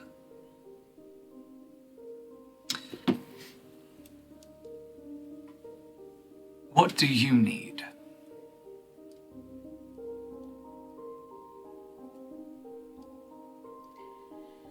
Well, I needed that dragon, but you fucked that up, didn't you? You killed my friend. He got in the way. I was trying to kill Lord Ambrose. Ah, that's the ticket. Well, perhaps you and I have more to talk about than I thought. And I'm gonna take out the Sword of Kaz. Do you have anything to say, darling? No? We are fighting fire with fire. I mean, one problem at a time, I think. I shook his hand to make sure that you didn't take my soul. And now I'm afraid that he's just going to end up taking it anyway.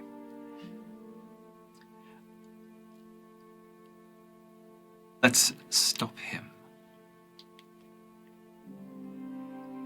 Okay. And I believe that might have to be resolved. Later, that's fine. I didn't think the Benefactor was going to be At a later date. Okay, great. No, yeah, and that's it. Then we'll resolve that later. I didn't leave a note for anybody, but I did make sure to contact the nearest person who could arrange for clothes for all of you. Incredible. Nice. So in the morning, you'll wake up to a lovely package of clothes in front of wherever you're sleeping. Each on the package of clothes, there is a piece of paper sitting on top of it as well. Persephone, you find a drawing of you using magic to bring a flower to life with a single tear running down your face. It's a moment that really captured how heavy your heart was, and it felt like a moment that Ruick really saw who you were. River, you find a sketch of you sitting by yourself, cradling Nuri's egg in your arms. It captures that proud father moment, even though it was something that was thrusted upon him. You look at peace, and at that moment, Rurik felt like he could trust you as well. Sierra, there's a moment of peace just with you cleaning your blades and eating your pastries. And it looks like yourself in that moment are reminiscing on some fond memories. And Piri, there are a lot of sketches of you over the years. The most prominent one is you looking out of the carriage towards the sky, seeing the druids in the sky with wonder on your face and in your eyes. And at that moment, Rurik felt that he wanted to see the world from your perspective.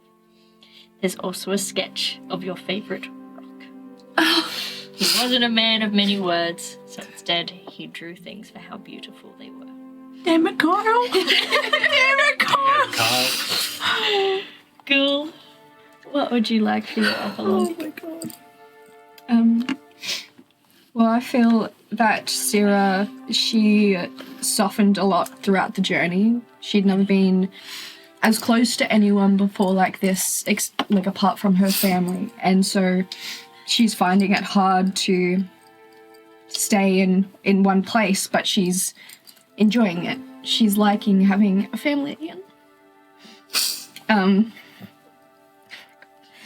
But she can't give up on her brother, and that he's still with her. And so she gets together with the druids and tries to find other artificers just to learn more about the like arcana and things involved like surrounding her eye, just to try to get him back. But as she grows older, she can't find a way to get him. And roll me an investigation check. We'll see. Fuck, man.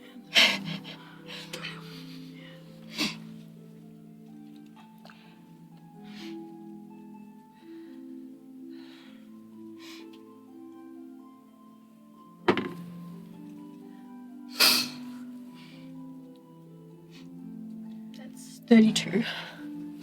I got really high investigation. It takes a little bit of time, but the druids do find a way to kind of dissect the magic safely, and you are able to get him back. I see my brother, and like my eye slowly like revolts back to its normal form, and the scar that's there, it just goes back and it's all back together. And I look at my brother and I just let go, like I fall and drop, and he holds me. And he's like, "So how have you been?" And I'm like, "I missed you." And he's like, "I saw everything and I'm proud."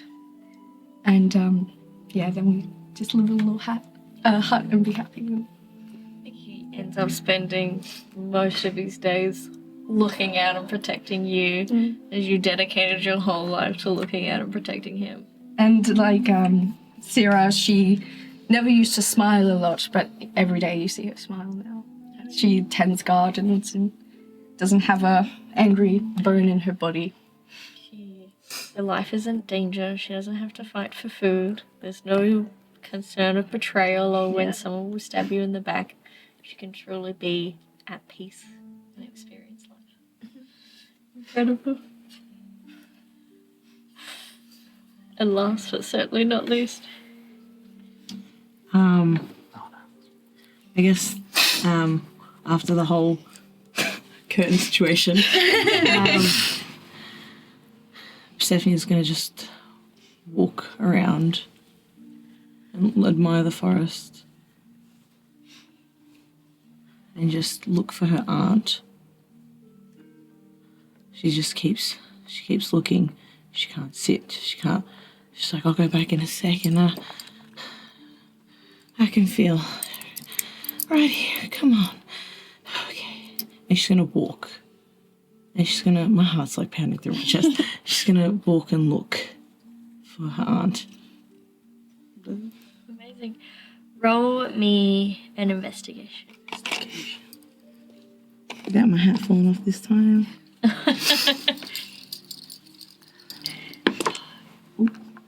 18.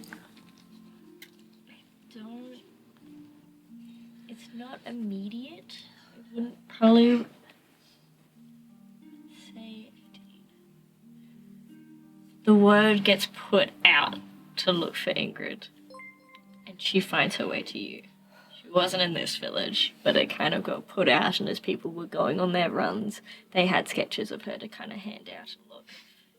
And a eagle flies in, lands, and if Puriel's there, she recognizes that to be one of the 3 eagles that made their way over to the island. Very long ago now, it seems. And she, your aunt, just immediately lands, transforms back into her normal but now older self, and hugs you. She sort of just puts her hands up for a second, and just before she hugs, she's just like,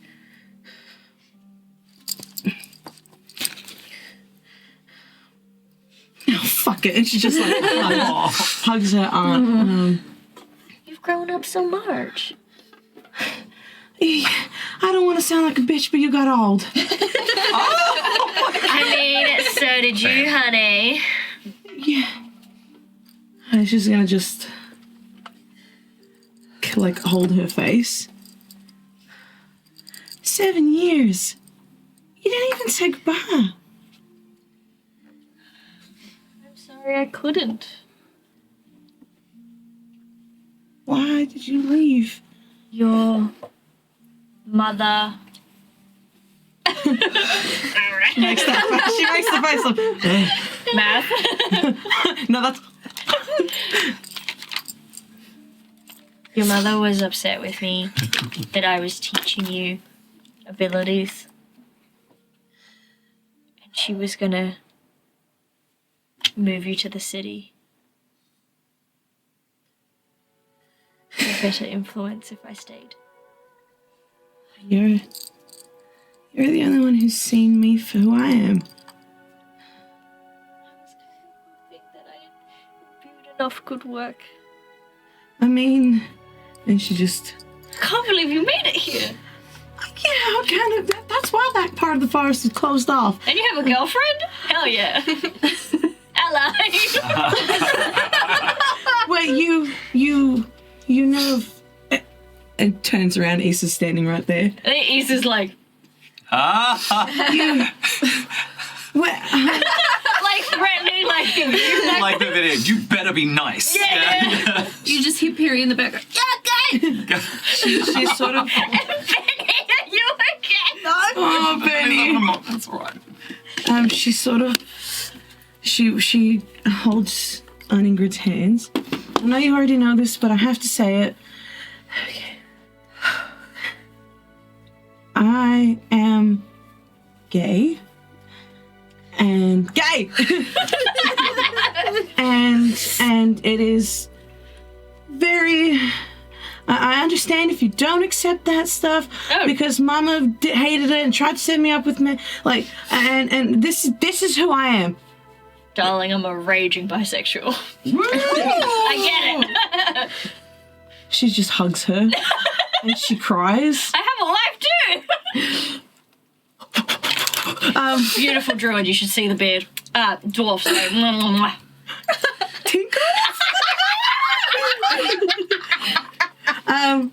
If you watched yesterday's oh my god, you want that to be canon?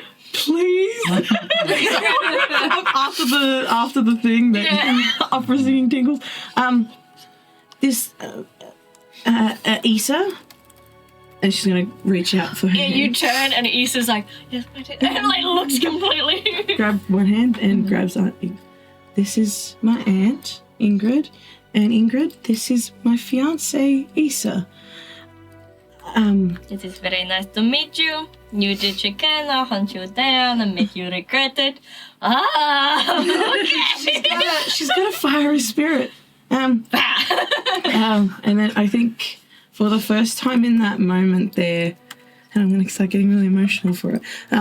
This is the first time Persephone's felt that she can be her, and that she can be heard as well, and that she can be who she wants to be and love who she wants to love freely.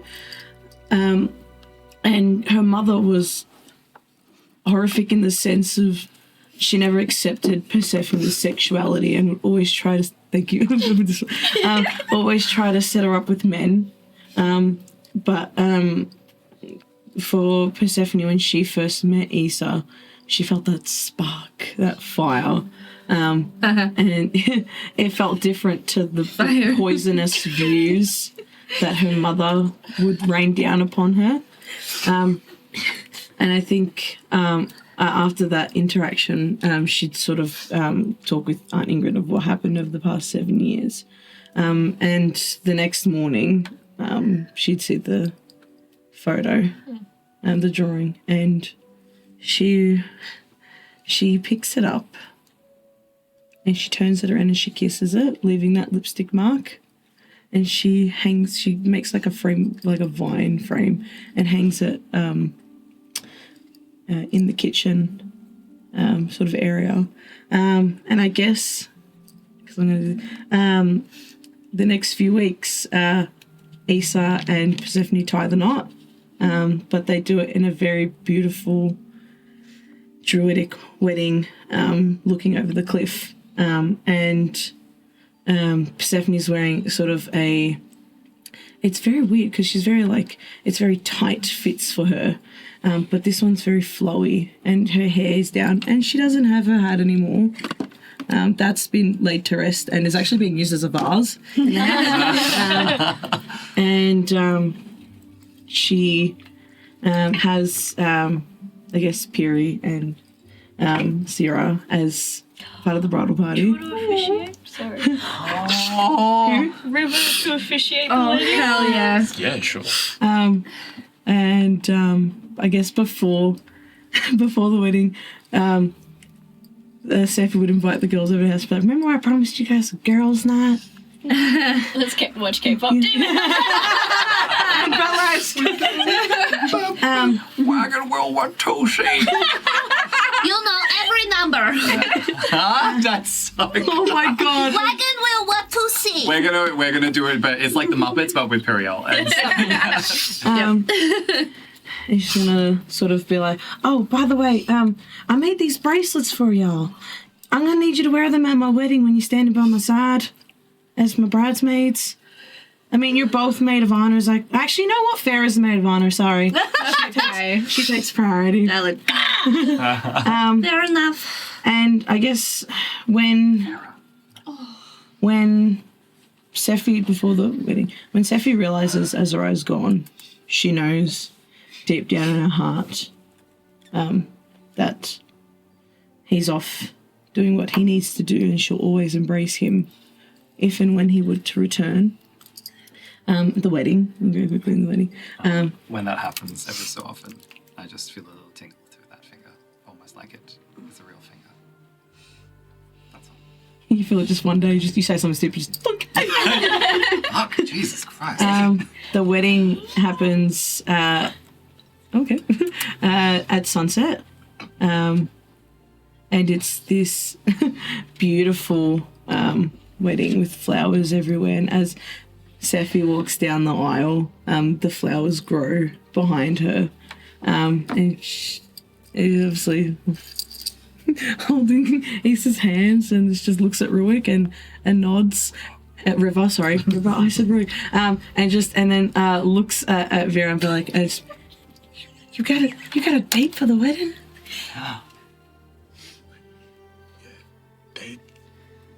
Oh no, was this in the first couple of weeks? Is this in the first couple of weeks? Yeah. No, that was years later. Oh, okay. But Vea is looking very hot, like she is trying to impress someone.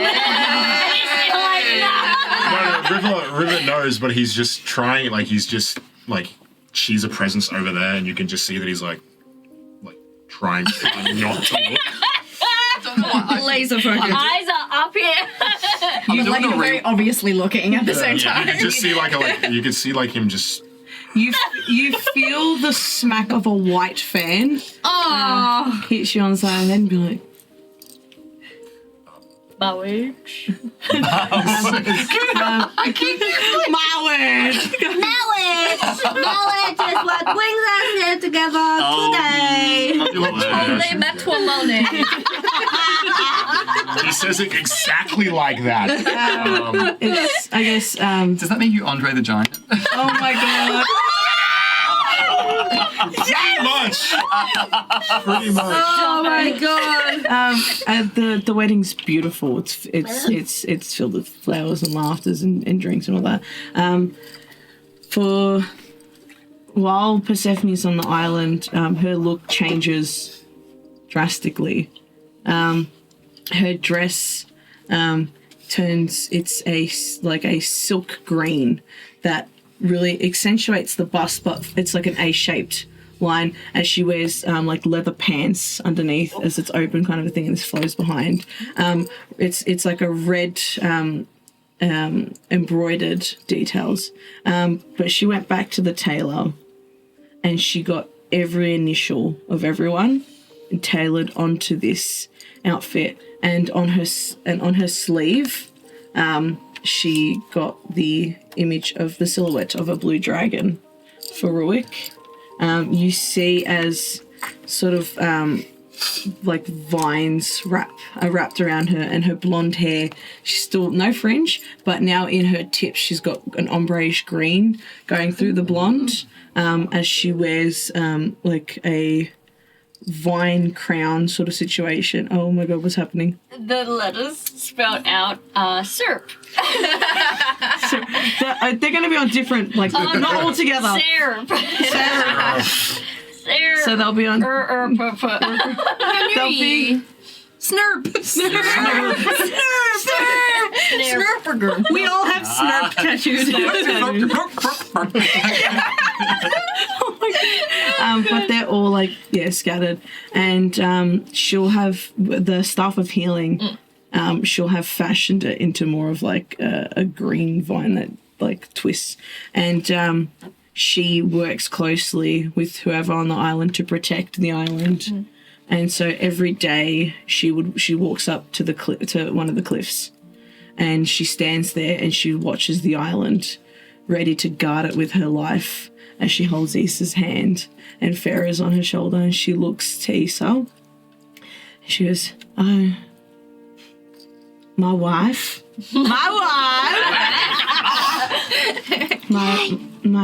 my beautiful wife. I don't know what the future holds, but I know one thing's for certain, is that we're gonna make it. And we're gonna fight so fucking hard. And I'm gonna do everything I can to protect this island." And she looks out into the distance and it sort of just fades away, and that's, yeah. As the camera pulls away, it then shoots across the land, back onto Enis Demetros, high above the world, in a cold perfection of the ivory tower. Rage echoes like thunder. Shards of glass splinter as of ivory fly as the Benefactor slams his fist against the wall, his voice breaking in fury. Through the scrying orb before him, he watches the image of his avatar dissolve into nothingness, cut down by a group of heroes he once thought beneath him. The orb flickers, and his reflection stares back at him, hollow, gaunt, twisted with wrath. Around him the chamber lies, still yet silent, sentience lined on the wall. Dozens of avatars, unfinished constructs of the Benefactor's design. Each form is different. A warrior clad in black and steel, a serpentine sorcerer, a cloaked assassin with blades for hands. All dormant, all waiting, their eyes shimmer faintly with blue, as if hungry for the chance of an awakening. This is not over. His gaze drifts, the scry orb ripples, shifting focus across the sea, sunlight glimmers over the tranquil druid islands. Birds singing, waves lap at the shore, where all of the things waddling proudly through the grass is a duck. A duck in a wide-brimmed orange hat with a single flamboyant feather. And a blue top hat that swishes at every step. Oh. It tilts its head and struts almost defiant with charm, utterly oblivious to the eyes of a godlike tyrant upon it. The benefactor narrows his gaze. The lips curl into a smile that is half amusement, half menace. Not all over. The screen of the orb darkens. The tower echoes once more, not with rage this time, but with laughter. Low, dangerous, and brimming with possibility. Beyond this chapter, new roads lie open. Heroes rise, villains plot, and somewhere fate stirs with the threads of a brand new story. The curtain falls, but only so the stage can be set again. For when we next gather in our new campaign. And that is the end of our story. Oh my god!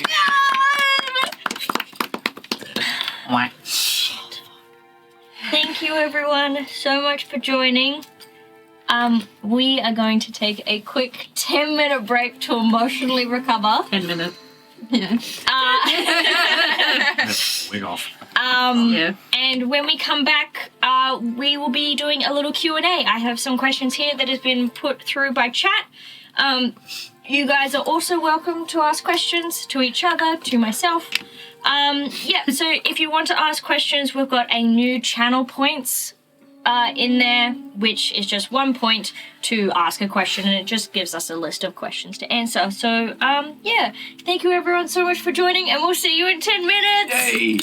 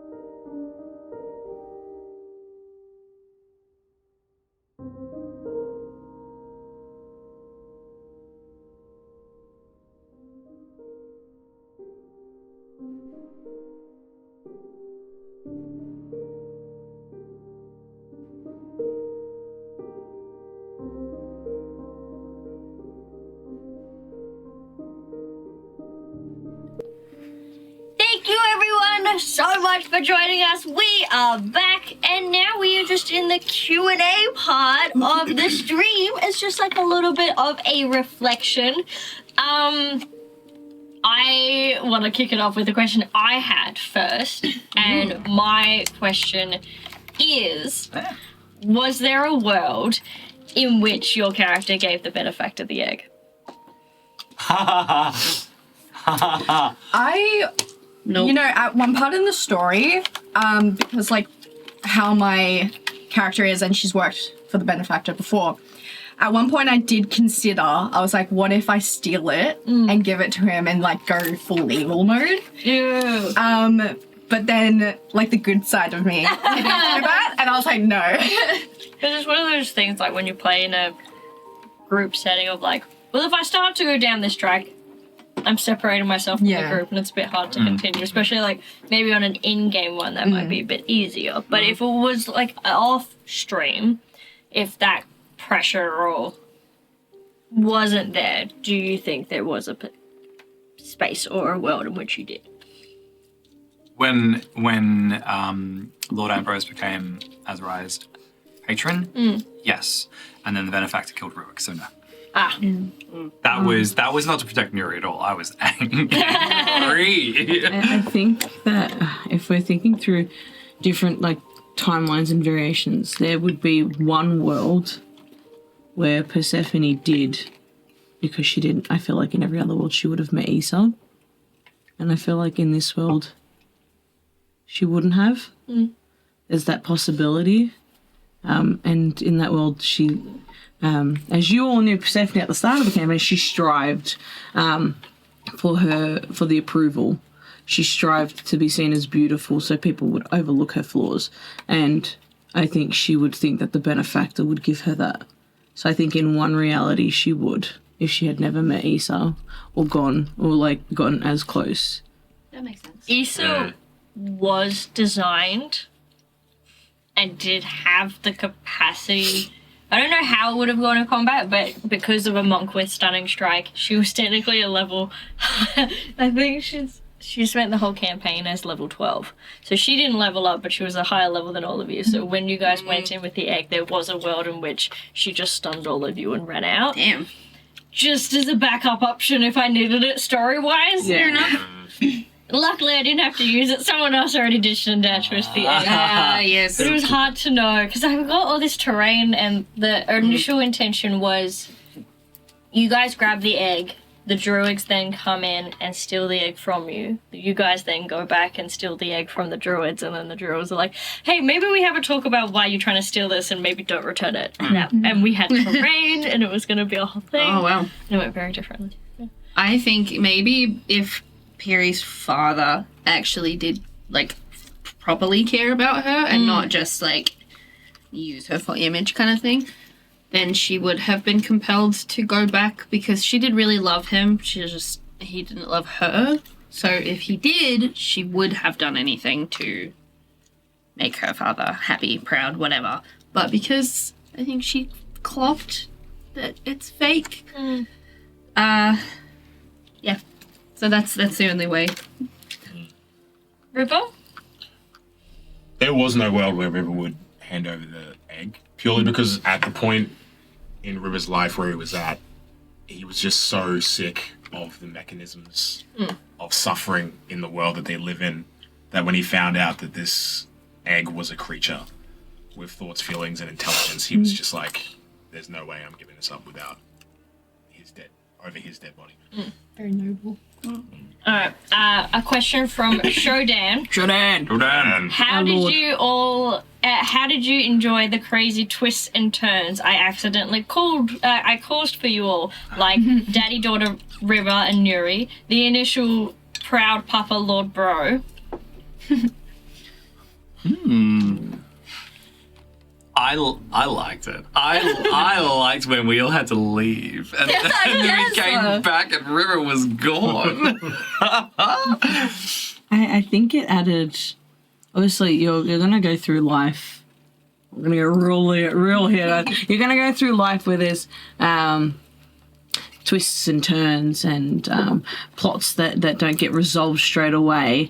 And I think it added more dimension to our characters instead of like, here's the issue, let's solve it. Great. But it added more of that depth of like what we witnessed in the third episode when Persephone had to go at River, but had to go in the way of she was worried for you and for your safety, and she wasn't just angry that you took what we needed and pissed off. It added that strain of emotion, because I went back home. I remember after that session, I went back home and I was like, I'm really worried about River, and I was like, that's how I'm gonna do it next week. Is I'm gonna show that vulnerability, and it also it gives us a way to show our vulnerabilities, and vulnerabilities are okay.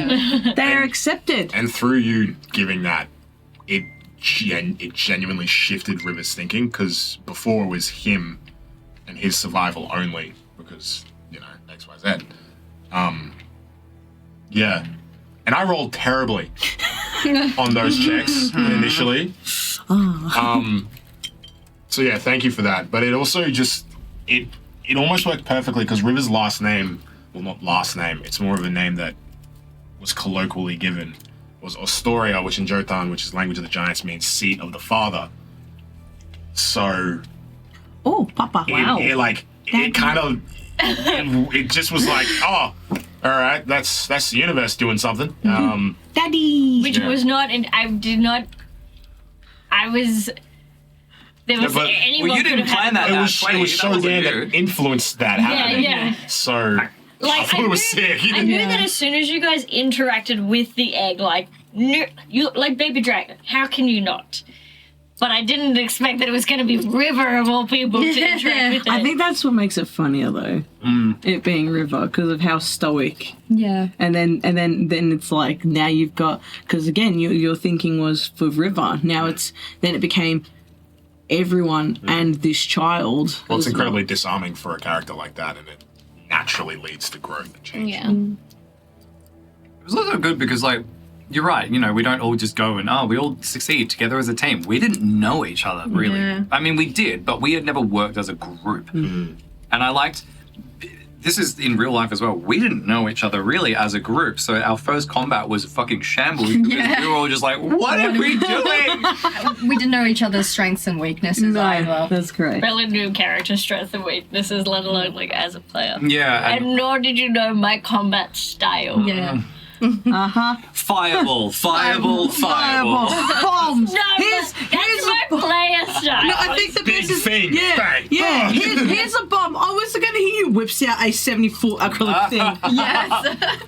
Oh, it just missed. Actually, no, it doesn't. No, it does. Yeah, actually, and. Oh, you succeed. She throws another one. Yeah. So, Shodan also would like to know, when I did that auto crit, I was about to have a shower and had my earphones on. I heard the fail row, walked back, and decided to press the button. Aww. Brother did that. Came out the shower. That changed the whole course of the story. Yeah, really did. That is one of the most crucial moments of our story. We wouldn't have gotten the egg. Yeah. Yeah. Maybe we would have gotten failing. out, but we wouldn't have gotten the egg. Our Lord Shodan, he giveth and he Lord can taketh Shodan. away. Yeah. Had you guys not gotten the egg, it would have, I think the druids would have come in and grabbed it for you guys, and then you guys would have head back kind of dejected, and then that was a second opportunity. TPK, and we'll roll a whole bunch of new characters. I really didn't want that happening, but I think there was that option in which you guys get captured by the volcano guys, and they're like, hey, you guys work for the Benefactor, you know he's a bad guy, right? And just kind of gone about it that way. We have another question from Rengzor. Ooh, Cool news. cool name, buddy. Are there any moments you would like to revisit, redo, or dwell in longer? Ooh. Wow. Yeah, that's a really good question. Whoa. Oh, that's a great damn. That really tickled my butt. Ooh. That feeling where you're like, ooh, like that. Yeah, I'm Please don't say tickled my butt ever again. Ever. I feel like it's like instead of tickled your fancy, it tickled my butt. Like that kind of. That's something I say. No. You can tickle your own butt. Yeah. I'm just trying to think of. I don't know. I kind of wish in the first combat, in that one that we were just talking about, that I had cast tongue to myself and then talked to the egg. as the first thing to do. Yeah. Because the moment it was like sends out a wave of charm or frightened or whatever it was, I was like, oh, it's a thing. We can talk to it. And I tried to, but I didn't cast tongues. I just went, I'm talking in my language, and it didn't work. It's hard in a combat scenario. You like, don't think about it too often. You think, fight, And then you're like, in retrospect, I could have done this. you were doing the right thing. Like, you I were was in. blowing the thing up. Yeah, and like talking to it. And it was like breaking all those tubes was exactly what needed to happen. Yeah. So yeah, that's the only one I can think of. I'm sure I'll think of something else, but we're all pensive. Revisit, redo, or dwell in longer? We'll dwell in. I feel like I would like to dwell in longer in the confrontation Persephone had with River. I feel like You want to dwell longer in confrontation? I want to have more of the like more in depth, and because I feel like in that moment, Persephone got to see the side of you, but she was too scared to show the side of her. That's why she left. I've got that beautiful drawing. Thank you, Kyle. I feel like because we only got to see it from the perspective, from the point of view of you, but it's like I would have loved to have seen how the others were feeling after that battle, because a lot of people were just, I'm tired, it's hot, and like it's like but we didn't really get to like, as much as I sort of ripped in like a Christmas present into River, we didn't really get to do that with everyone else, and I think that would have added like a lot more like whoa, because it was the first battle as a group, and coming from like Azariah and Persephone's sort of things, we'd only get into scuffles with like one or two people or like a group, and then for a whole freaking volcano and bombs and stuff to be getting dropped and an egg, it's like there's a whole new dynamic there that I feel like I would have loved to explore it with the rest of the group as well. That makes sense. I like that. I don't. Because if the next episode was me coming in and then everyone tearing me to shreds, I as a player would have been like, okay, I'm not welcome here, and I would have left. Especially at the start. No, but I was I on your know, side. but if like 4 people come in and rip into a player for something that their character did and was like thinking clearly, I wasn't trying to be malice or anything. It was like, oh, okay, cool, I'm not welcome. I'll just leave the campaign. That's not how I meant it. I meant like how everyone was feeling, not about specifically. Okay. Yeah, because you know how frowning face like that. Yeah. You know how Sephi sort of came up to you and showed the vulnerability of her being worried about your safety. But it's like everyone else went down. It's like checking in on them too. Were they okay? Or like, and then maybe like for example, someone else would have just been like, I was scared, I was terrified. Like diving into those emotions more, because we all knew why you did it. But I think that's why I took the step of, it was terrifying seeing you not there after Persephone having already delved in death and losing. So it's like, I think like that would have really broadened out. Not obviously to turn to like, how dare you? Like we all loved what you did though. It was great. Oh, it was juicy. Yeah. My character loved it. She was she was frothing it. Yeah. I think something that I would like to dwell a little bit more on. What, more on? Me? Sorry, stupid joke. Moron. Oh my god. That took me a second, alright? That was a very heroic moment, though, to be fair. I just really enjoyed when we all had, like, those little down moments and we were just all chatting and being silly goofy. So, like, when we were in the Brianhold Consortium, your contact, when we were downstairs just being little silly goofy guys. And then when you met up with us after in my little hut. And just like, I really enjoy those little moments where we were just kind of riffing and being our characters and just being silly little guys. Because it's fun. Sometimes it's fun being somebody else. That's what D&D is all about. I like to dwell on the whole thing longer, personally. Oh yeah. I'd like to redo, so I actually TPK. Well, don't say that. Take it back. I think for my character, like, my character had a really tough time like opening up and being like close with people, but then at the end, obviously, like she was a lot closer and was able to be there. I wish I could have fast-paced that a bit earlier so that some more of her personality could have came out. That's the only thing I would want to do. But other than that, like, yeah, I just want more of the story as well. Yeah. I also wish that I did think of it at the moment, and then you said somebody else, and I went, oh, I guess that does make sense. And I wish I had said, when Lord Ambrose was presented as the only option, I don't think he was. Nuri was there, and I was like, should I ask if Nuri should be my patron? Should the dragon be my patron? And I wish I had asked. I don't know if it would have happened. That would have been a really funny dynamic because she would just be discovering her powers and then trying to figure out what she. Well, yeah, so like I try to Eldritch Blast and it comes out like.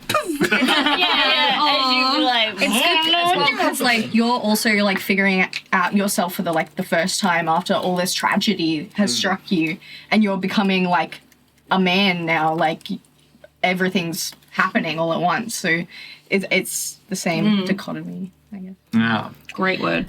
I love that word. Rejection of innocence. Yeah. For power. Oh, goodness. Incredible question. Thank you so much. Yeah. How do I recommend this name? Ringzor. Ringzor. We'll go with that. Rangzor. Okay. Rangzor. With Ringzor. 7 O's. Rangzor! Okay. How long is each?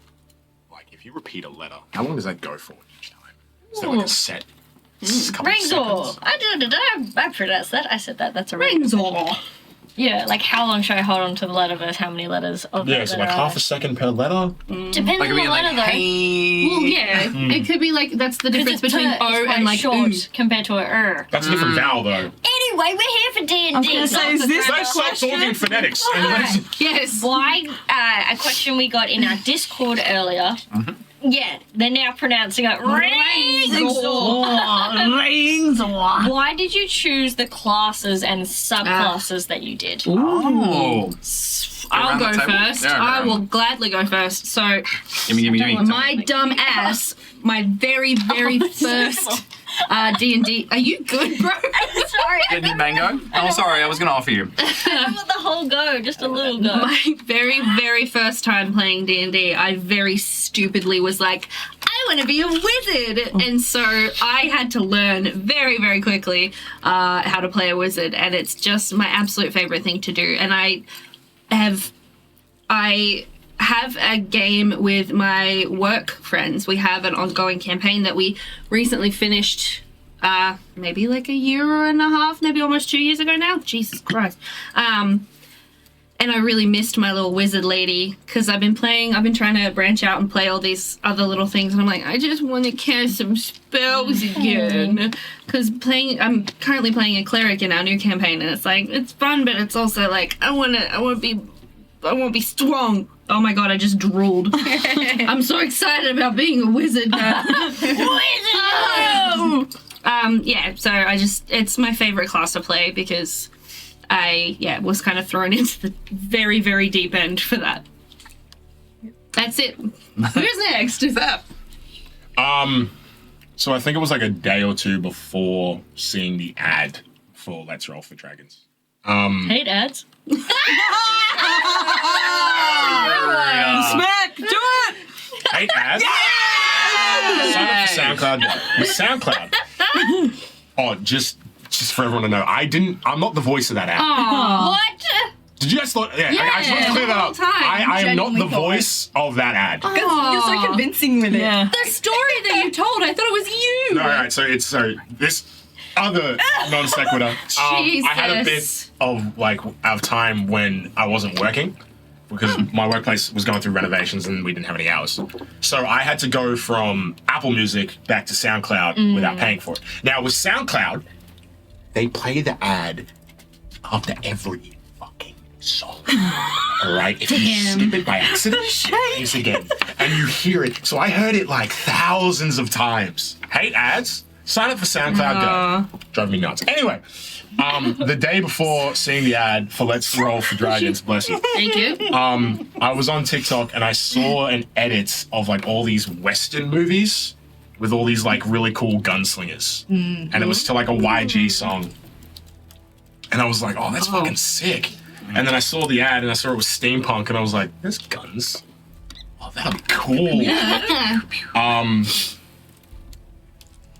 Yeah, so I set up like a fighter/rogue, that kind of game. My friend who just messaged me and told me that he's Rangzor, that's how you pronounce it. Oh, So we got it right. thank you. I had no idea. Thank you, Adam's friend Rangzor. Thank you, Rangzor. Rangzor. No, wait. I went like that.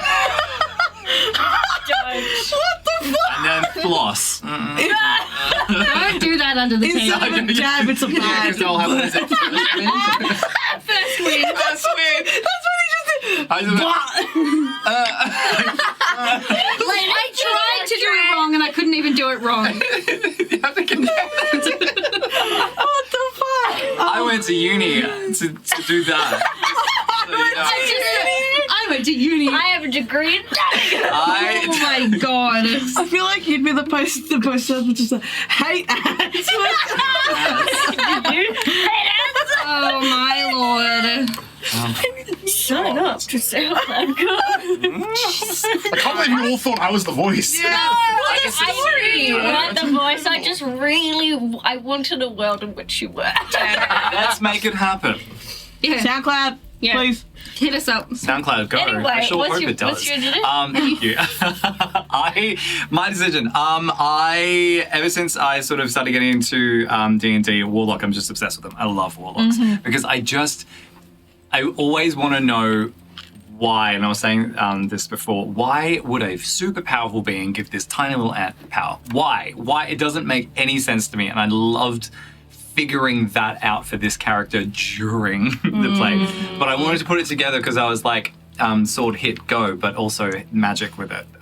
Yeah. Celestial in particular, because I knew that we wanted to have slightly less evil-ish feeling characters, and Celestial felt appropriate. Plus, I knew that we didn't really have a cleric, and I was like, well, I guess I can do that, kind of. I can get one person up one round. That was a mistake. I was mentally prepared for like 6 artificers, and I was like, all right, let's go. And then it was like, no, I thought the reason why I didn't do it because I was like, oh, I guess someone else is probably going to do an artificer. That's So, what I was scared of. Yeah, I and was then when I realized I was the only artificer, I was like, because I had an artificer, but that's fine. Whatever. Anyway, I know I love warlocks, and I wanted to just make sure that I would at least help some of them survive. That's why it's a celestial. Well, I actually really liked not having a cleric because it made everyone really think about what they were doing, careful. honestly, yeah. And it And then meant when that people got everyone- downed, it was like,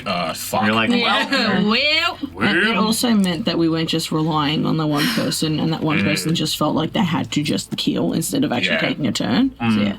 And this campaign was particularly brutal of like, I kind of made the subconscious decision of like, the Benefactor is a terrible person, I am going to be getting rid of your death saves.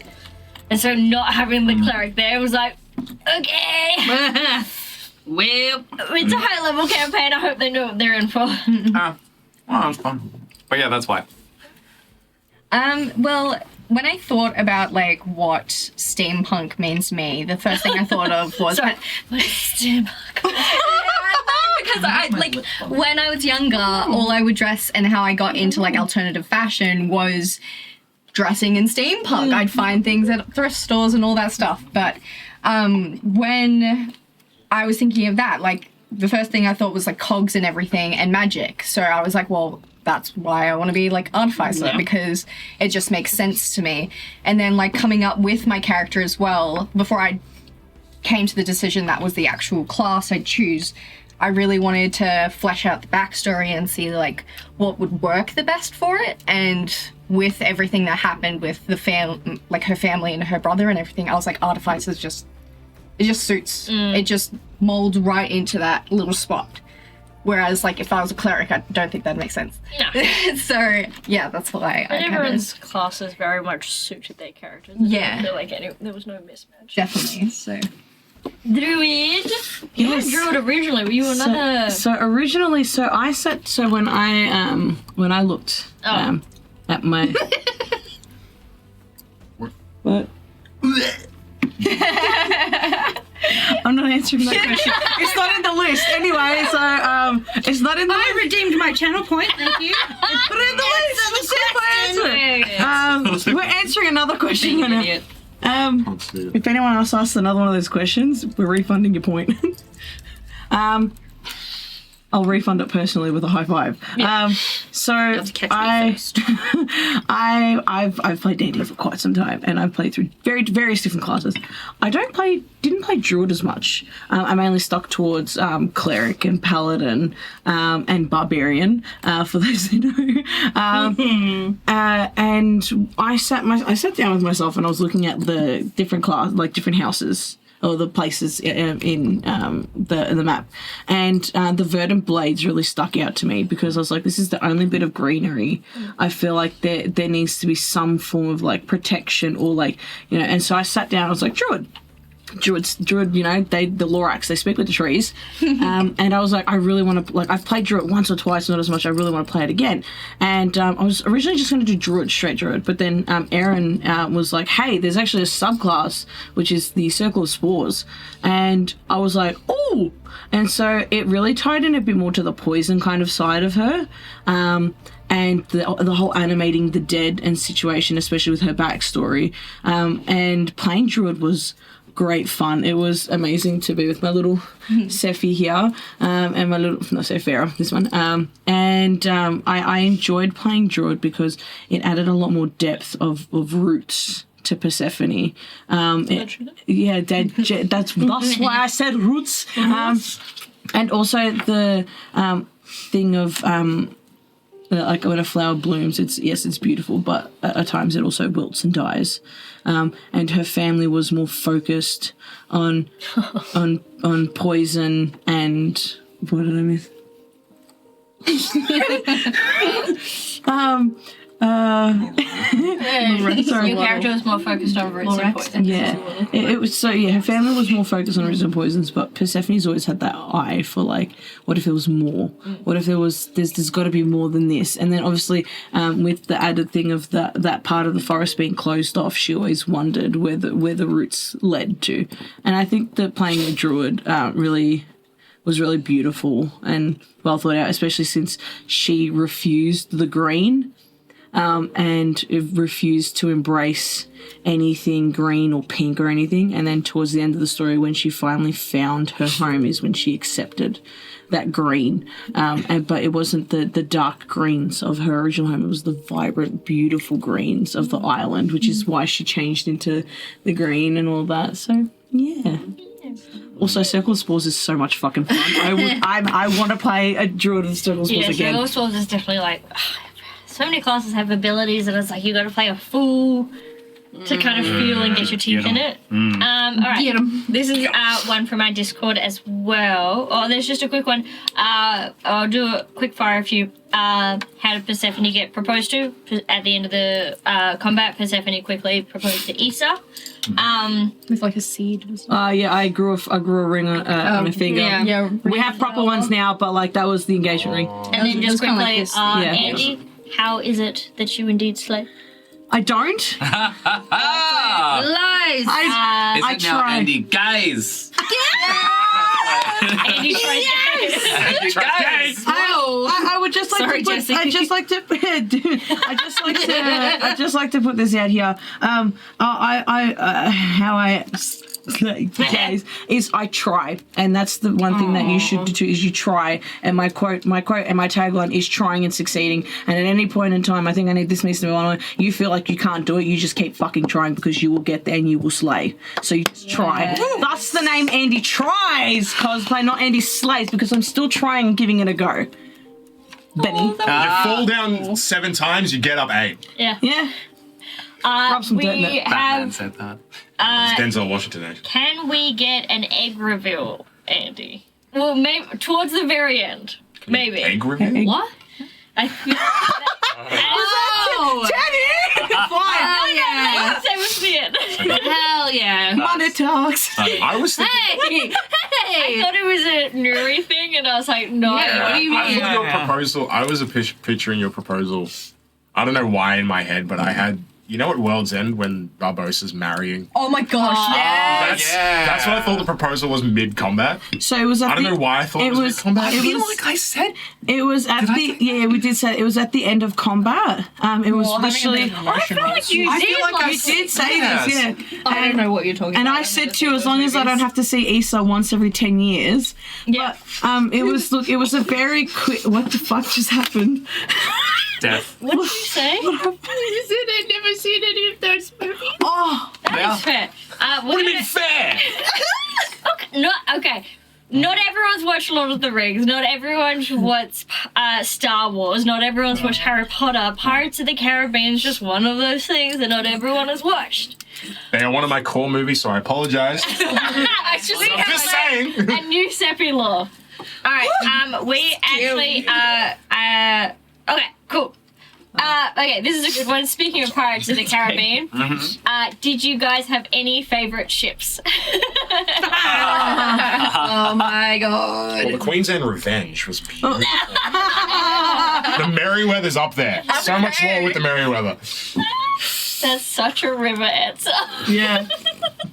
I don't know, from the start I was obviously shipping Ruick and Yeah, as Azariah. well. Oh god, yeah. There was like that weird tiny moment, and suddenly we were just like, Yes! I don't remember. So like throughout this whole campaign, I've never had to be in character as much, and there were lots of times that I was in my head and thinking, and that was a moment where something came out of my mouth and I didn't even think about what I said, and then all of a sudden I was like, oh, okay, we're floating now, right? Yeah. That's it. I don't remember what it was, but I think Ruick did something weird, and you were kind of the only one to like acknowledge it and just be like, yeah, that's normal, like that's okay. And I think it was just that weird thing of like, okay, this is the first time Ruick's ever been seen, and you are now actively paying attention to someone else that isn't yourself. Myself, yeah. Like Azariah is, and I was Like you hadn't paid that much attention about other things, but with that one specific thing. And then in like my brain,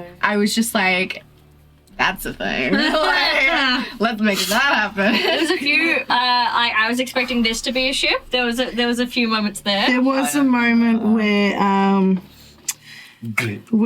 Syrah and Sephi did have a bit of a moment. We did. But I feel like she bonded a bit more as with I think Issa. because like me pretending to be like the buff dwarf or whatever I was doing. and then like ooh. Flexing my muscles, and I'm just like, Buff Dwarf was hot, please. yes, oh my gosh, next campaign, like buff dwarf. As much as Buff dwarves, hot gay dwarves. as much as I loved Azariah and Ruick, and obviously Persephone was like, I already knew this was going to happen kind of situation. I really enjoyed the River and Vera ship. Oh yeah. Especially after grunting at her, like that was Yes. So funny. It wasn't grunting at her, it was just an involuntary thing that I happened. just want to so tell odd, the like- audience how that one came about. Oh yeah, alright, hell so yeah. my in real life girlfriend's name is Phoenix. And then when the mention of a Phoenix lady being there, my girlfriend was like, you have to romance her. Aww. And I was like, alright. You're like, but babe, but babe, you're my only Phoenix. Literally what I was doing. It was definitely an interesting moment for me of like, damn, River is giving me nothing. I have no idea how to present this woman in a way in which she is attracted to, like you are attracted to her. And then I was like, bird. I'll just be a hot ass bitch and we'll see how that goes. It's easy at that point. And I had in the back of my mind, I had that River had never had romance, chemistry, or like sexual attraction to anyone, or even had time for those moments. So the grunting was, because this guy's almost 40, right? Was he just, you know, it's like 40-year-old version. He just doesn't know what to do. Years of repression. Because he's Minus never the had those waxed moments. chest. Yeah, and minus the West. I feel like as well because like she was such a powerful character that could have been a contributing factor to why he really liked her, because you're also like a very stoic, powerful character yourself. So you probably saw like a match within that. That's like what I took from it. Oh, we fucking missed. Yeah. Alright. I really shipped Mimi and her snacks. That's Mimi Schnack. Mimi is only interested in snack. Shmimi. Mimi. Okay. Ooh, great one.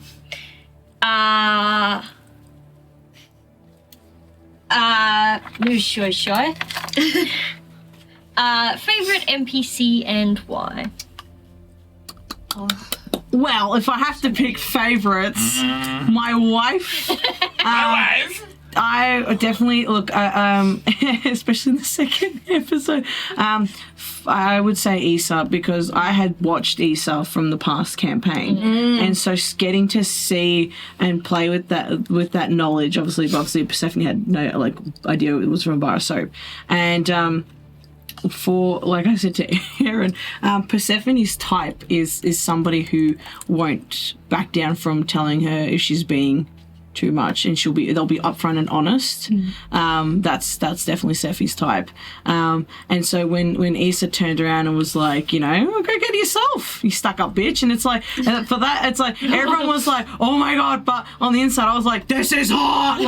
But also getting to explore more of Issa's backstory and that she too was vulnerable. So Amazing.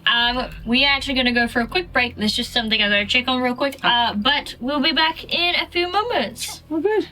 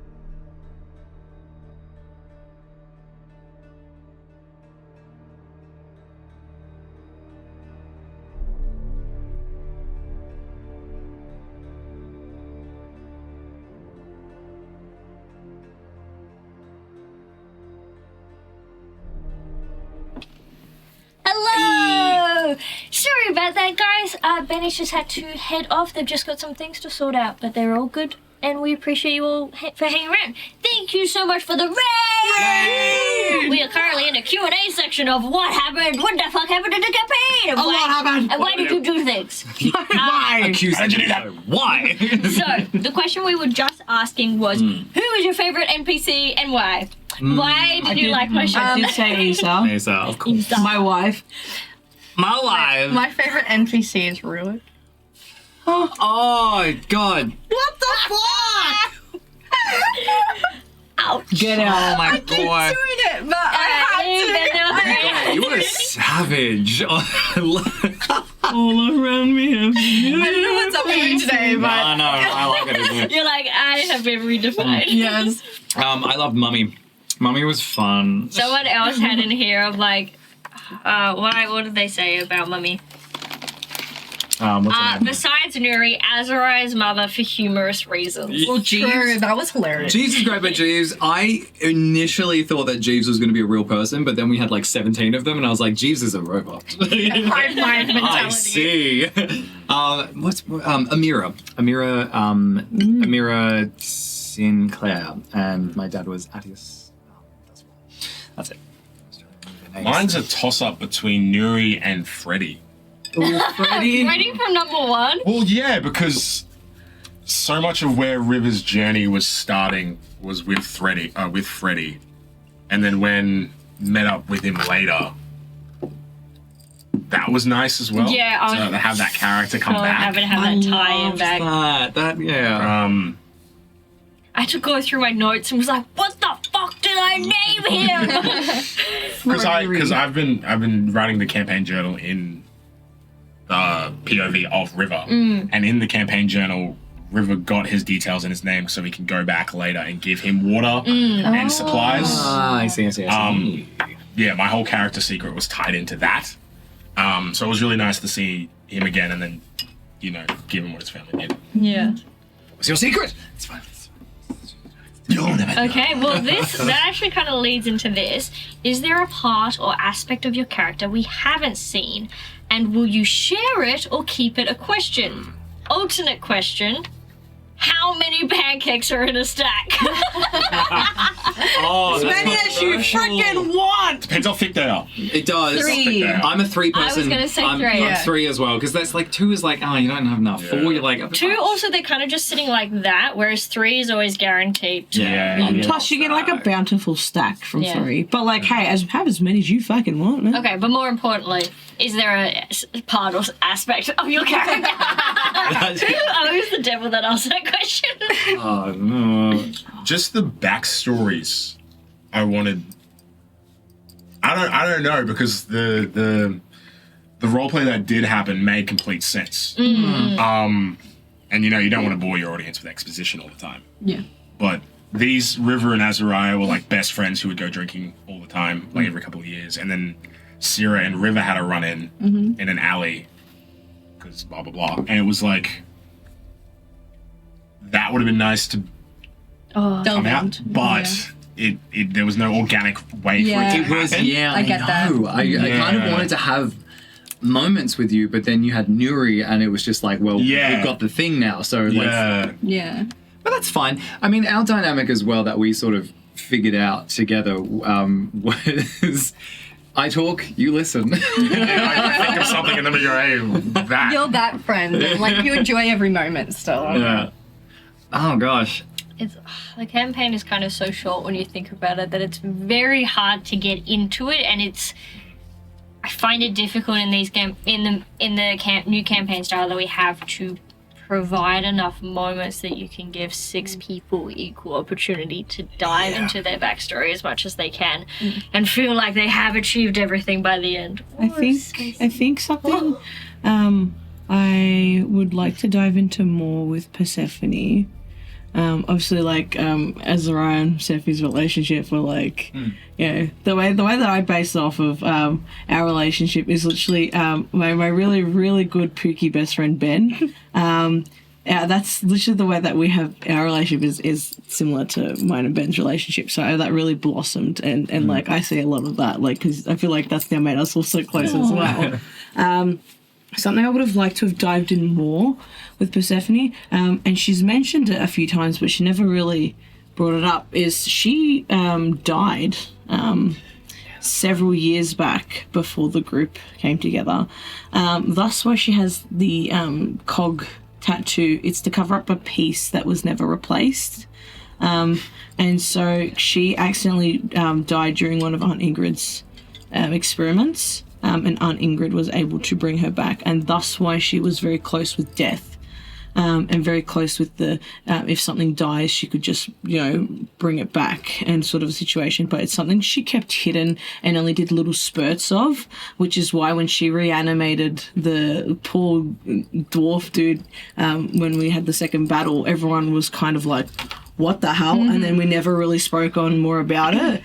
But Azrai was like, yeah, she does freaky shit like that. Yeah, I was about like, oh yeah, she did that all the time. She would just bring spiders back to life. Just like that. Yeah, like whatever. So when it's like a week later and you just like all that, there's so much information to kind of tell. It's like, oh, that's out of brain. Yeah, so I think that's why she reacted the way she did when you were gone, because the feeling of death to her was so lonely and painless, and there was nothing, and she couldn't hear anything or anyone, and obviously coming back, Aunt Ingrid explained like what had happened to her, and it's like there was nothing, like you weren't moving, and it's like she did not want that for anyone else, and then obviously having to say Ruick fucking so that's something I would have that's something that you should know, is that she died a few years back, and she was actually brought back, and it really stuck with her and her character. Thus why her eyes are always darker in shadow. So She was the only character that didn't go unconscious either. I know. Kind of crazy. But I think that added though, especially when Do you have a tally back there of how many times you knocked us all unconscious? No. Just you were on 7.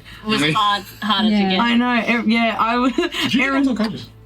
In the first one. In the first one. That's right. I think that dynamic of the feeling alone also really played into it when everyone went down in the volcano and then River was gone. It brought that fear of that being alone again when she died, and it's like that's why it's like I think building off of that a bit more would have helped. But I think the way that we did it worked very well as well, just sort of subtle hints into the whole thing, and the butterfly, and I'm really glad that Ruick did see that too. So that did show a vulnerable moment for Persephone, because she's at the start was a stuck-up bitch who was like, get the fuck out of my way. There it is. So yeah. I found my lip balm, everyone. It's on the floor. Okay. Oh, I did have one thing as well. Yes. Two things. One, my favorite was, which I told you about. It was just something that I wrote because I was like, that's funny. In the anti-magic chamber, there was a gin bottle. A genie bottle and a gin bottle. And years ago, we don't really know when, I made 3 wishes, and one was... Oh, no, actually, I only made 2 wishes. One was to be ageless, because I didn't want to get older. And instead of not aging, what that did was erase everyone's memory of how old I am when I was born, what day I was born. So no one knows how old I am. But how old do you know? Do you have it in your head of how old Azariah was? I don't. I left that like purposely. That's so Scaling all over again. Oh my god! What's my mother's name? But also, like, he's an elf, so he ages so slowly that it's really hard to tell. He could be 30, he could be 300. No one knows. Not even his parents know. The second wish was to not make dumb choices like that again, so he got a bowler hat of intellect, which is why he had high intellect. Intelligence! I wish I never made dumb decisions. The thing I wanted to use more was River's stealth. Because while River's perception was like plus 13, River's stealth was plus 15. And I don't know why in character creation I got hung up on the idea of Slenderman. Like just the terror, the terror of this huge figure just moving so quietly. Oh, days. And I just never found the time to use it, so... But I don't know. I didn't see like a Slender Man because like your aura was very like warm. Yeah. If that makes sense. Like your character's aura. Even though you didn't want it to be. But it was like for the enemy, like for his friends, obviously. Yeah. But then like But they're just like see this big guy like I'm thinking the reputation or the notoriety from the enemy's point of view is that there's just this 7'4" thing Like what? You can that also just think, like, appears and got a disappears. shotgun. Especially like at the dam of like if you go to Stillwater, there's just this very tall thing that can is appear behind you? Yeah. Okay. I don't know. That's giving me like if you're at the river, like in the new Alien movie, with at the end the things like, but it's what question was that? Something you wish you got to say about your character, or something that didn't come up? I can't remember what the context was. Something that we explored more. Oh yeah. I still have 1/3 wish left with that genie bottle, but Mummy took it away. Okay. What about your character development surprised you or was unplanned? I wonder what happened to mine. Showdown, do you have any ideas? Daddy! But how fitting as well that I had Astoria, and then, didn't think about it, and then the obvious happened, so it was great. Yeah. Ruick. I didn't plan on romancing anybody. That was spur of the moment, off the cuff, and then I was like, well... and it was because Kyle was just like, yeah, great, I'm in. And I was like, okay, it's happening. The ultimate improv guy of like, yes, and. He just went, yep, all right, it's happening. So that was not planned. I did not mean to. I just wanted to be annoying and loud and say dumb things and get us into trouble. That's all I wanted to do. I think my character, initially how I'd like planned her out, she was going to be kind of like more like Issa as well. Just like very hard ass, bitchy, shit like that. And then when I was playing it and like with everyone's dynamics, like it made me open up as well. So I was like, I just want to be kind of like goofy. And there was like great goofy movements that I did, which I never thought would happen for my character. Because you see such a mysterious, roguish aura around her, and then you talk to her and she's just like, hi guys. I loved that you were just eating pastries. Yeah, that was like a defining moment. I think for Persephone would be the whole druid situation, because I had no idea that we were going to go into this portal and all that, and the unlocking power for her to take the shape of it like a dragon. That's something that wasn't planned. That was like, oh, all right, we're doing this. And the sense of like that like she always felt like, I guess, a little bit like she didn't really harness her full power kind of situation. I thought like that's fine, we'll just build off more of like her acceptance and how she is gay, thank you PDL, and gay, and I guess the whole situation with the druids was really a shock as a druid, and I was like, wait a fucking minute, I'm a druid, you're a druid, let's druid it out, like, you know, but sorry, that was just someone's foot. But the whole sort of situation of her like unlocking all this power and things like making a flower blossom, because in the first episode it was she would pour things to try and like a potion like onto like the poison sort of thing onto the flower to make it frost over, showing that she was like sort of closing off that sort of bridge of druidic and all that stuff. And that's how it was going to be. It was going to be close off, she works more towards, but then the whole thing for druids sort of opened up and you just see her, she blossomed like a flower, literally, like throughout the whole thing. And then she, that druid stuff, that was not planned whatsoever. And I was like, so yeah, I think that was the good thing. Yeah. We've also got what moment stood out in the campaign / what was your most memorable character moment?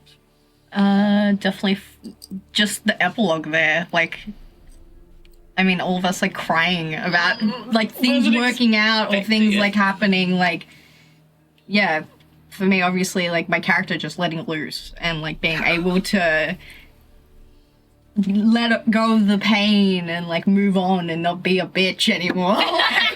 Specifically, not be a bitch. Like defining moment. With it being such a short campaign for everyone to get so attached and like feel it, I was not expecting that. But you can say that about yesterday's one shot as well. That is true. When you are stuck in a room with people for 4 hours, the way that you can become attached to these characters, and when you sit there and you think about, like, you know, what character, what is their backstory, you don't realize how attached. After Hunger Games, I'd get used to it, but it still kind of just shocks me. Of like, I was there and I participated in telling a story that affected people that way. Like that. I think a defining moment for Persephone would be, there's a few. I would say the most prominent one.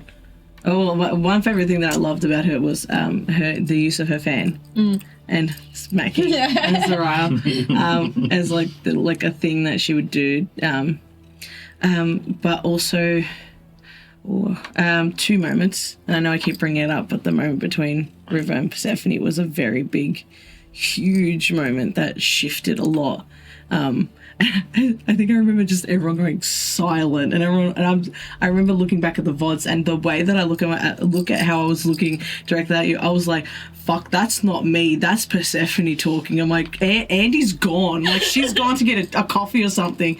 It was real, it was raw, and it showed the audience and everyone on the table that you too can be vulnerable and you can be scared in a really tough moment, and it is okay. And yes, you can be worried about someone and you can feel the way you want to feel. And another probably defining moment for Persephone would be the draconic transformation. She has only really been able to just turn into like a bird or a cat or a dog or like, you know, something like, you know, sneaky or like, you know, but she has never taken on the form of what's known as a mystical creature. And the flow and the power of entering the druidic grove and finally finding herself would probably be another moment. Dash my spiel, I'm sorry, but like, yeah. What about you? I mean, stand out obviously that moment with Sephi and River. Oh, I thought you meant when you went. Yeah, that was the best moment of the campaign to me. I mean, that was a shift in your character. Yeah, it was a big shift. But no, I do absolutely highlight that moment with Sephi and River. Like, just the whole exploration of, and you guys touched on it as well, like with storytelling and the expression of humanity and shifting in storytelling, and you could see the journey happening with everyone, and everyone was so open. You know, no one was like, oh, I'm here to just do chaos. You know, and I don't know. Yeah, the beginning session with everyone's like origin story, I guess, and then the epilogue was obviously amazing. So I can't really say that was my favorite when they're all up there. I'm going to be thinking about them for a while after this. Oh yeah, I'm going to have a dream and be like, oh, it's not real. Okay, just a dream. For Azariah, it was when he broke his first pact and made a second with Lord Ambrose. And I sort of hinted at it before because I love warlocks. And for this, I didn't think about it until it happened. This is all after the fact. When I made that deal very hastily on purpose, because I knew that Azariah would just go, yes. But also I was like, oh, interesting. See what happens in my brain after that. And then like after I made that deal, when I was going home, I was writing on my notes app and I was like, okay, Celestial Patron, even though it was the Benefactor, Celestial good guy, pretending to be the good guy, affected who Azariah was at his core. And so Azariah was not mean, he was inherently good-natured, if naive. And when the patron changed to Lord Ambrose, that naivety, that innocence was gone, and it was replaced with something darker. And that's a lot of kind of why there was a bit of a shift in his tone throughout the last couple of episodes and why he left. Because aside from the fact that I think, and I don't want to say this about every warlock, but I think that it's a deal for your soul. You sell your soul. And when you die, soul goes to them. But in the meantime, there is an exchange of personality, because warlocks are very charismatic and they're supposed to be like really strong, defiant, have a strong sense of self. They know who they are and they're big personalities. And these big evil or somewhat not evil things come along and they sort of make them beg for power. They take these really strong, defiant people and go, beg for it, get on your knees. And that dynamic changes who they are because they give something away and it's replaced by something that is put in there. It's just... So yeah, that's my warlock theory. I had this essay where I was just like, this is what warlocks are now. Yeah, that's great. I need to read that. Oh yeah. So then I can turn and be like, now I know what warlocks are like. That's just in my head and my reality, but it doesn't mean, obviously every warlock can be different. Like, I'm not, but for me, that's a beautiful take on it. Yeah. Whenever I get a warlock in my campaign, I'm like, oh God, remind me not to play warlock. Like I had in character creation, I had everyone's notes lined up, like next to each other, and then I had like my DM plans or like this is like my access points in, or like how to not necessarily like get to your characters, but like ways I can tie them into the world or like affect them if need to be. And I was just warlock. Solid. No, Benefactor threw me. I was like, because when I didn't think, I thought that was a red herring when Mummy said that dear uncle had the Benefactor as a patron. I was like, oh, but that's his new patron. His old patron was the ring. It can't be the Benefactor. Yeah. I thought it was a red herring. That was a crazy. So I don't know how obvious it was, but like at the very end. With like you saw with your mother, like the reason why your group in particular was chosen, or why it was like heads of families of like, if it failed, he can blame you guys quite easily, but also like if it fails, then like he can turn against each of your families and be like, well, your family betrayed me. You no longer like support the cause of Enos Dimitros. You're out. And then he can move in to each area. So essentially, your families don't exist anymore. I got a new family. Yeah. And it was like, if you left, it was one of those things. And if you stayed, maybe. But yeah, it was a tough one. Okay, last question. Would you play your character again? Or do you feel like their arc has come to a close? I would definitely play Persephone again, especially now I get to explore this new her. Her with love and passion and determination, and with her newfound spark and power to protect this beautiful island with all that she knows and has, and all the lessons that she was taught from her father and from Aunt Ingrid, and with Aunt Ingrid by her side as well, and Issa. I would 100%. I will happily make this costume. I will happily get this all pattern and everything out. I would more than be like so excited to play Persephone again from the new perspective that she is now, from being a hot-tempered firecracker to now a strong, determined woman who is ready to fight for what is right and ready to show the world who she is without anyone telling her she couldn't be who she was. So. That's my spiel. I think for my character, as much as I'd love to play her again because I've become so attached, I think she's had the closure she needs, and her story doesn't need to be said anymore. Like, she's gotten what she wants and she's just living in peace. So I don't think like I'd have to play her again, I guess. Not like have to, like I love her, but yeah, she's finished what she needed. Part of me, I mean, yes, absolutely. The way that we left it, there's definitely going to be more stuff that Azariah is going to do. Whether or not I get to play Azariah again or not, that's, I mean, I would love to, but I would also just love for that story to just be told, or for something to come of it. Because I'm really obsessed with the idea that the Benefactor manufactured a physical version of a pact, because it was a ring that kind of did it all, whereas like with Lord Ambrose, it was a handshake and it's done. I don't have a ring from him. So I just would love for Azariah to like dip a bit into Artificer and try to like figure it out. And be like, what is the thing doing here? Yeah. So yeah, I'd love to. Or I just love for him to be like a really annoying like minion. Yes, sir. What's your name? Igor now? Igor. Benefactor. So funny. Pull the lever, Crunk. My boy! Pull the lever, Azra. Yeah, so yes is the answer to that one. Yeah, absolutely. I love River. I love where he's gone. As I was driving over here, I was really thinking about what happy ending would I give Arthur Morgan if he didn't get tuberculosis? And I was like, I would give him that.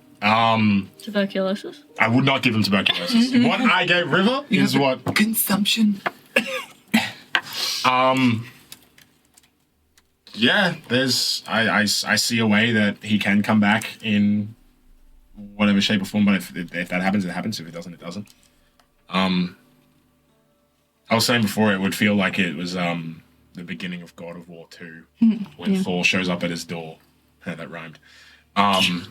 For River. So, yeah, I'd gladly play him again. Definitely see, like, if something threatens the Druid Island. Oh, absolutely. Oh, yeah. I have a few things in plan. We'll see.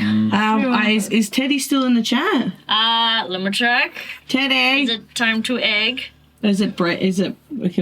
Are we still being heard, or is it break? Oh, there's an ad. Teddy is in chat. Okay. I think my wig cap might have slipped, so you might just get an anti-wog hair reveal. So if you'd like to do the honors of just pulling, Yay! Pull that wig! Pull that wig! Hey! Oh, I did fall off. Lashes. Hey. Oh my god. Hey, hot new bombshell. Pass it to the villa. I'll be here tomorrow. You guys. Are you holding it like a fish? No. I usually grab the end and then like place it in so it doesn't tangle. Oh my god! Yeah, I do it like that so it doesn't tangle the ends. Crimp your wigs. Yeah. Just a massive thank you so much for being a part of this campaign. I've been so blessed with how you've all come to the table and brought amazing stories and amazing characters. Please, let's see who you are and where people can find you. I'm Giuseppe Delora. You can find me on Instagram, Giuseppe.Delora. I'm not up to much these days. Hanging out. Oh, Amazon, has that been released yet? Oh, The movie? it's coming out on October 1st. Second of October. They had the premiere in New York the other day. Awesome. 3 days or something. Oh, wow. Anyway, yeah, it's good. We'll talk about that. Sure. Yeah. Yay! I'm Adam Canny. You can find me at Adam Canny on Instagram. I am doing a show called Outback Jams. We tech tomorrow, and then we opening day. It's at 11 a.m. From Tuesday through to Sunday this week. It is a kids show.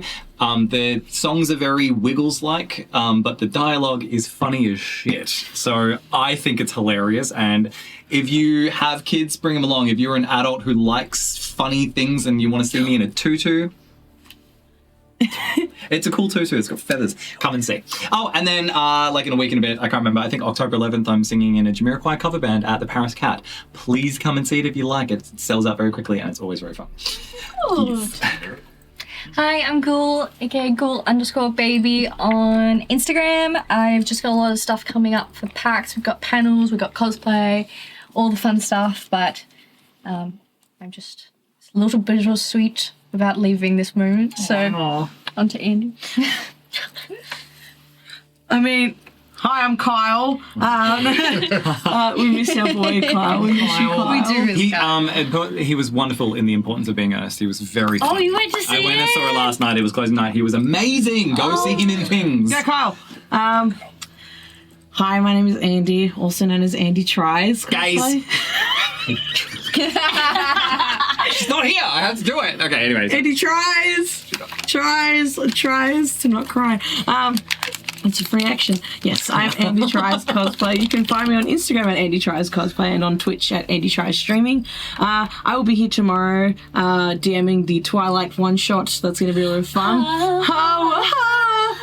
You can also find me at PAX. I'm hosting 2 panels, one on Friday from 2:30 to 3:30 in the Cosplay Theatre, putting the play in cosplay. And on Saturday, I am hosting Wigging Out from 6 till 7, also in the Cosplay Theatre. And I will be on Let's Roll for Dragons Whodunit Murder Mystery. Just a little spiel. I'm playing a frog, so come see what kind of a frog I am. But I just want to say a very big thank you to Erin for this amazing story. So Erin slays, Crit Award winning. Yeah. Okay. Oh, yeah, get that award up. No, we'll get up to more important things. Announcements. Yes, as the amazing Andy said, 3:30 on Sunday. Join Nello for his first time DMing a PAX on the stage. Murder Most Arcane. One of them is the murderer. Who fucking done it? You gotta come in to see it.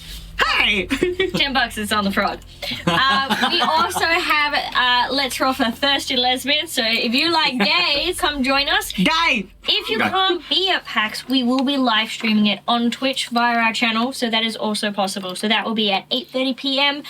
In the PAX Together Lounge. On Saturday, we have a Critical Role meetup. Check out our Instagram for more details on that one. And then you can find us the whole weekend at booth 2548, along with our friends over at Pluto Minis and House of War. The LARP area is hard to miss us, near the cafeteria. Where you will do quick learning D&D play and run through a combat, see if you can defeat that mimic. And yeah. Alright. Well, that's it. That's all I got. Oh, no, I got more. I lied. Monday, as we said, Twilight. Friday, Eleanor Fractures covers mini campaigns. We're ending another campaign. It's gonna be sad. And then September, hopefully Sunday night. But we will see. We might be tired and we might need a night off. We are going to roll for initiative. Yay! Go! We all have our second characters. We are going to go raid our friends over at Enchanted Realms. They are a new Australian-based TTRPG group, and you might recognize a few familiar faces on it. So let me just go get that ready. Ooh. Excellent. Oh my god, if I press the button, then it's over. And then and then stay with us. And then do you want us to press it together? We all come around, press it together. I'll be releasing my SA. We love you guys. You want me forever.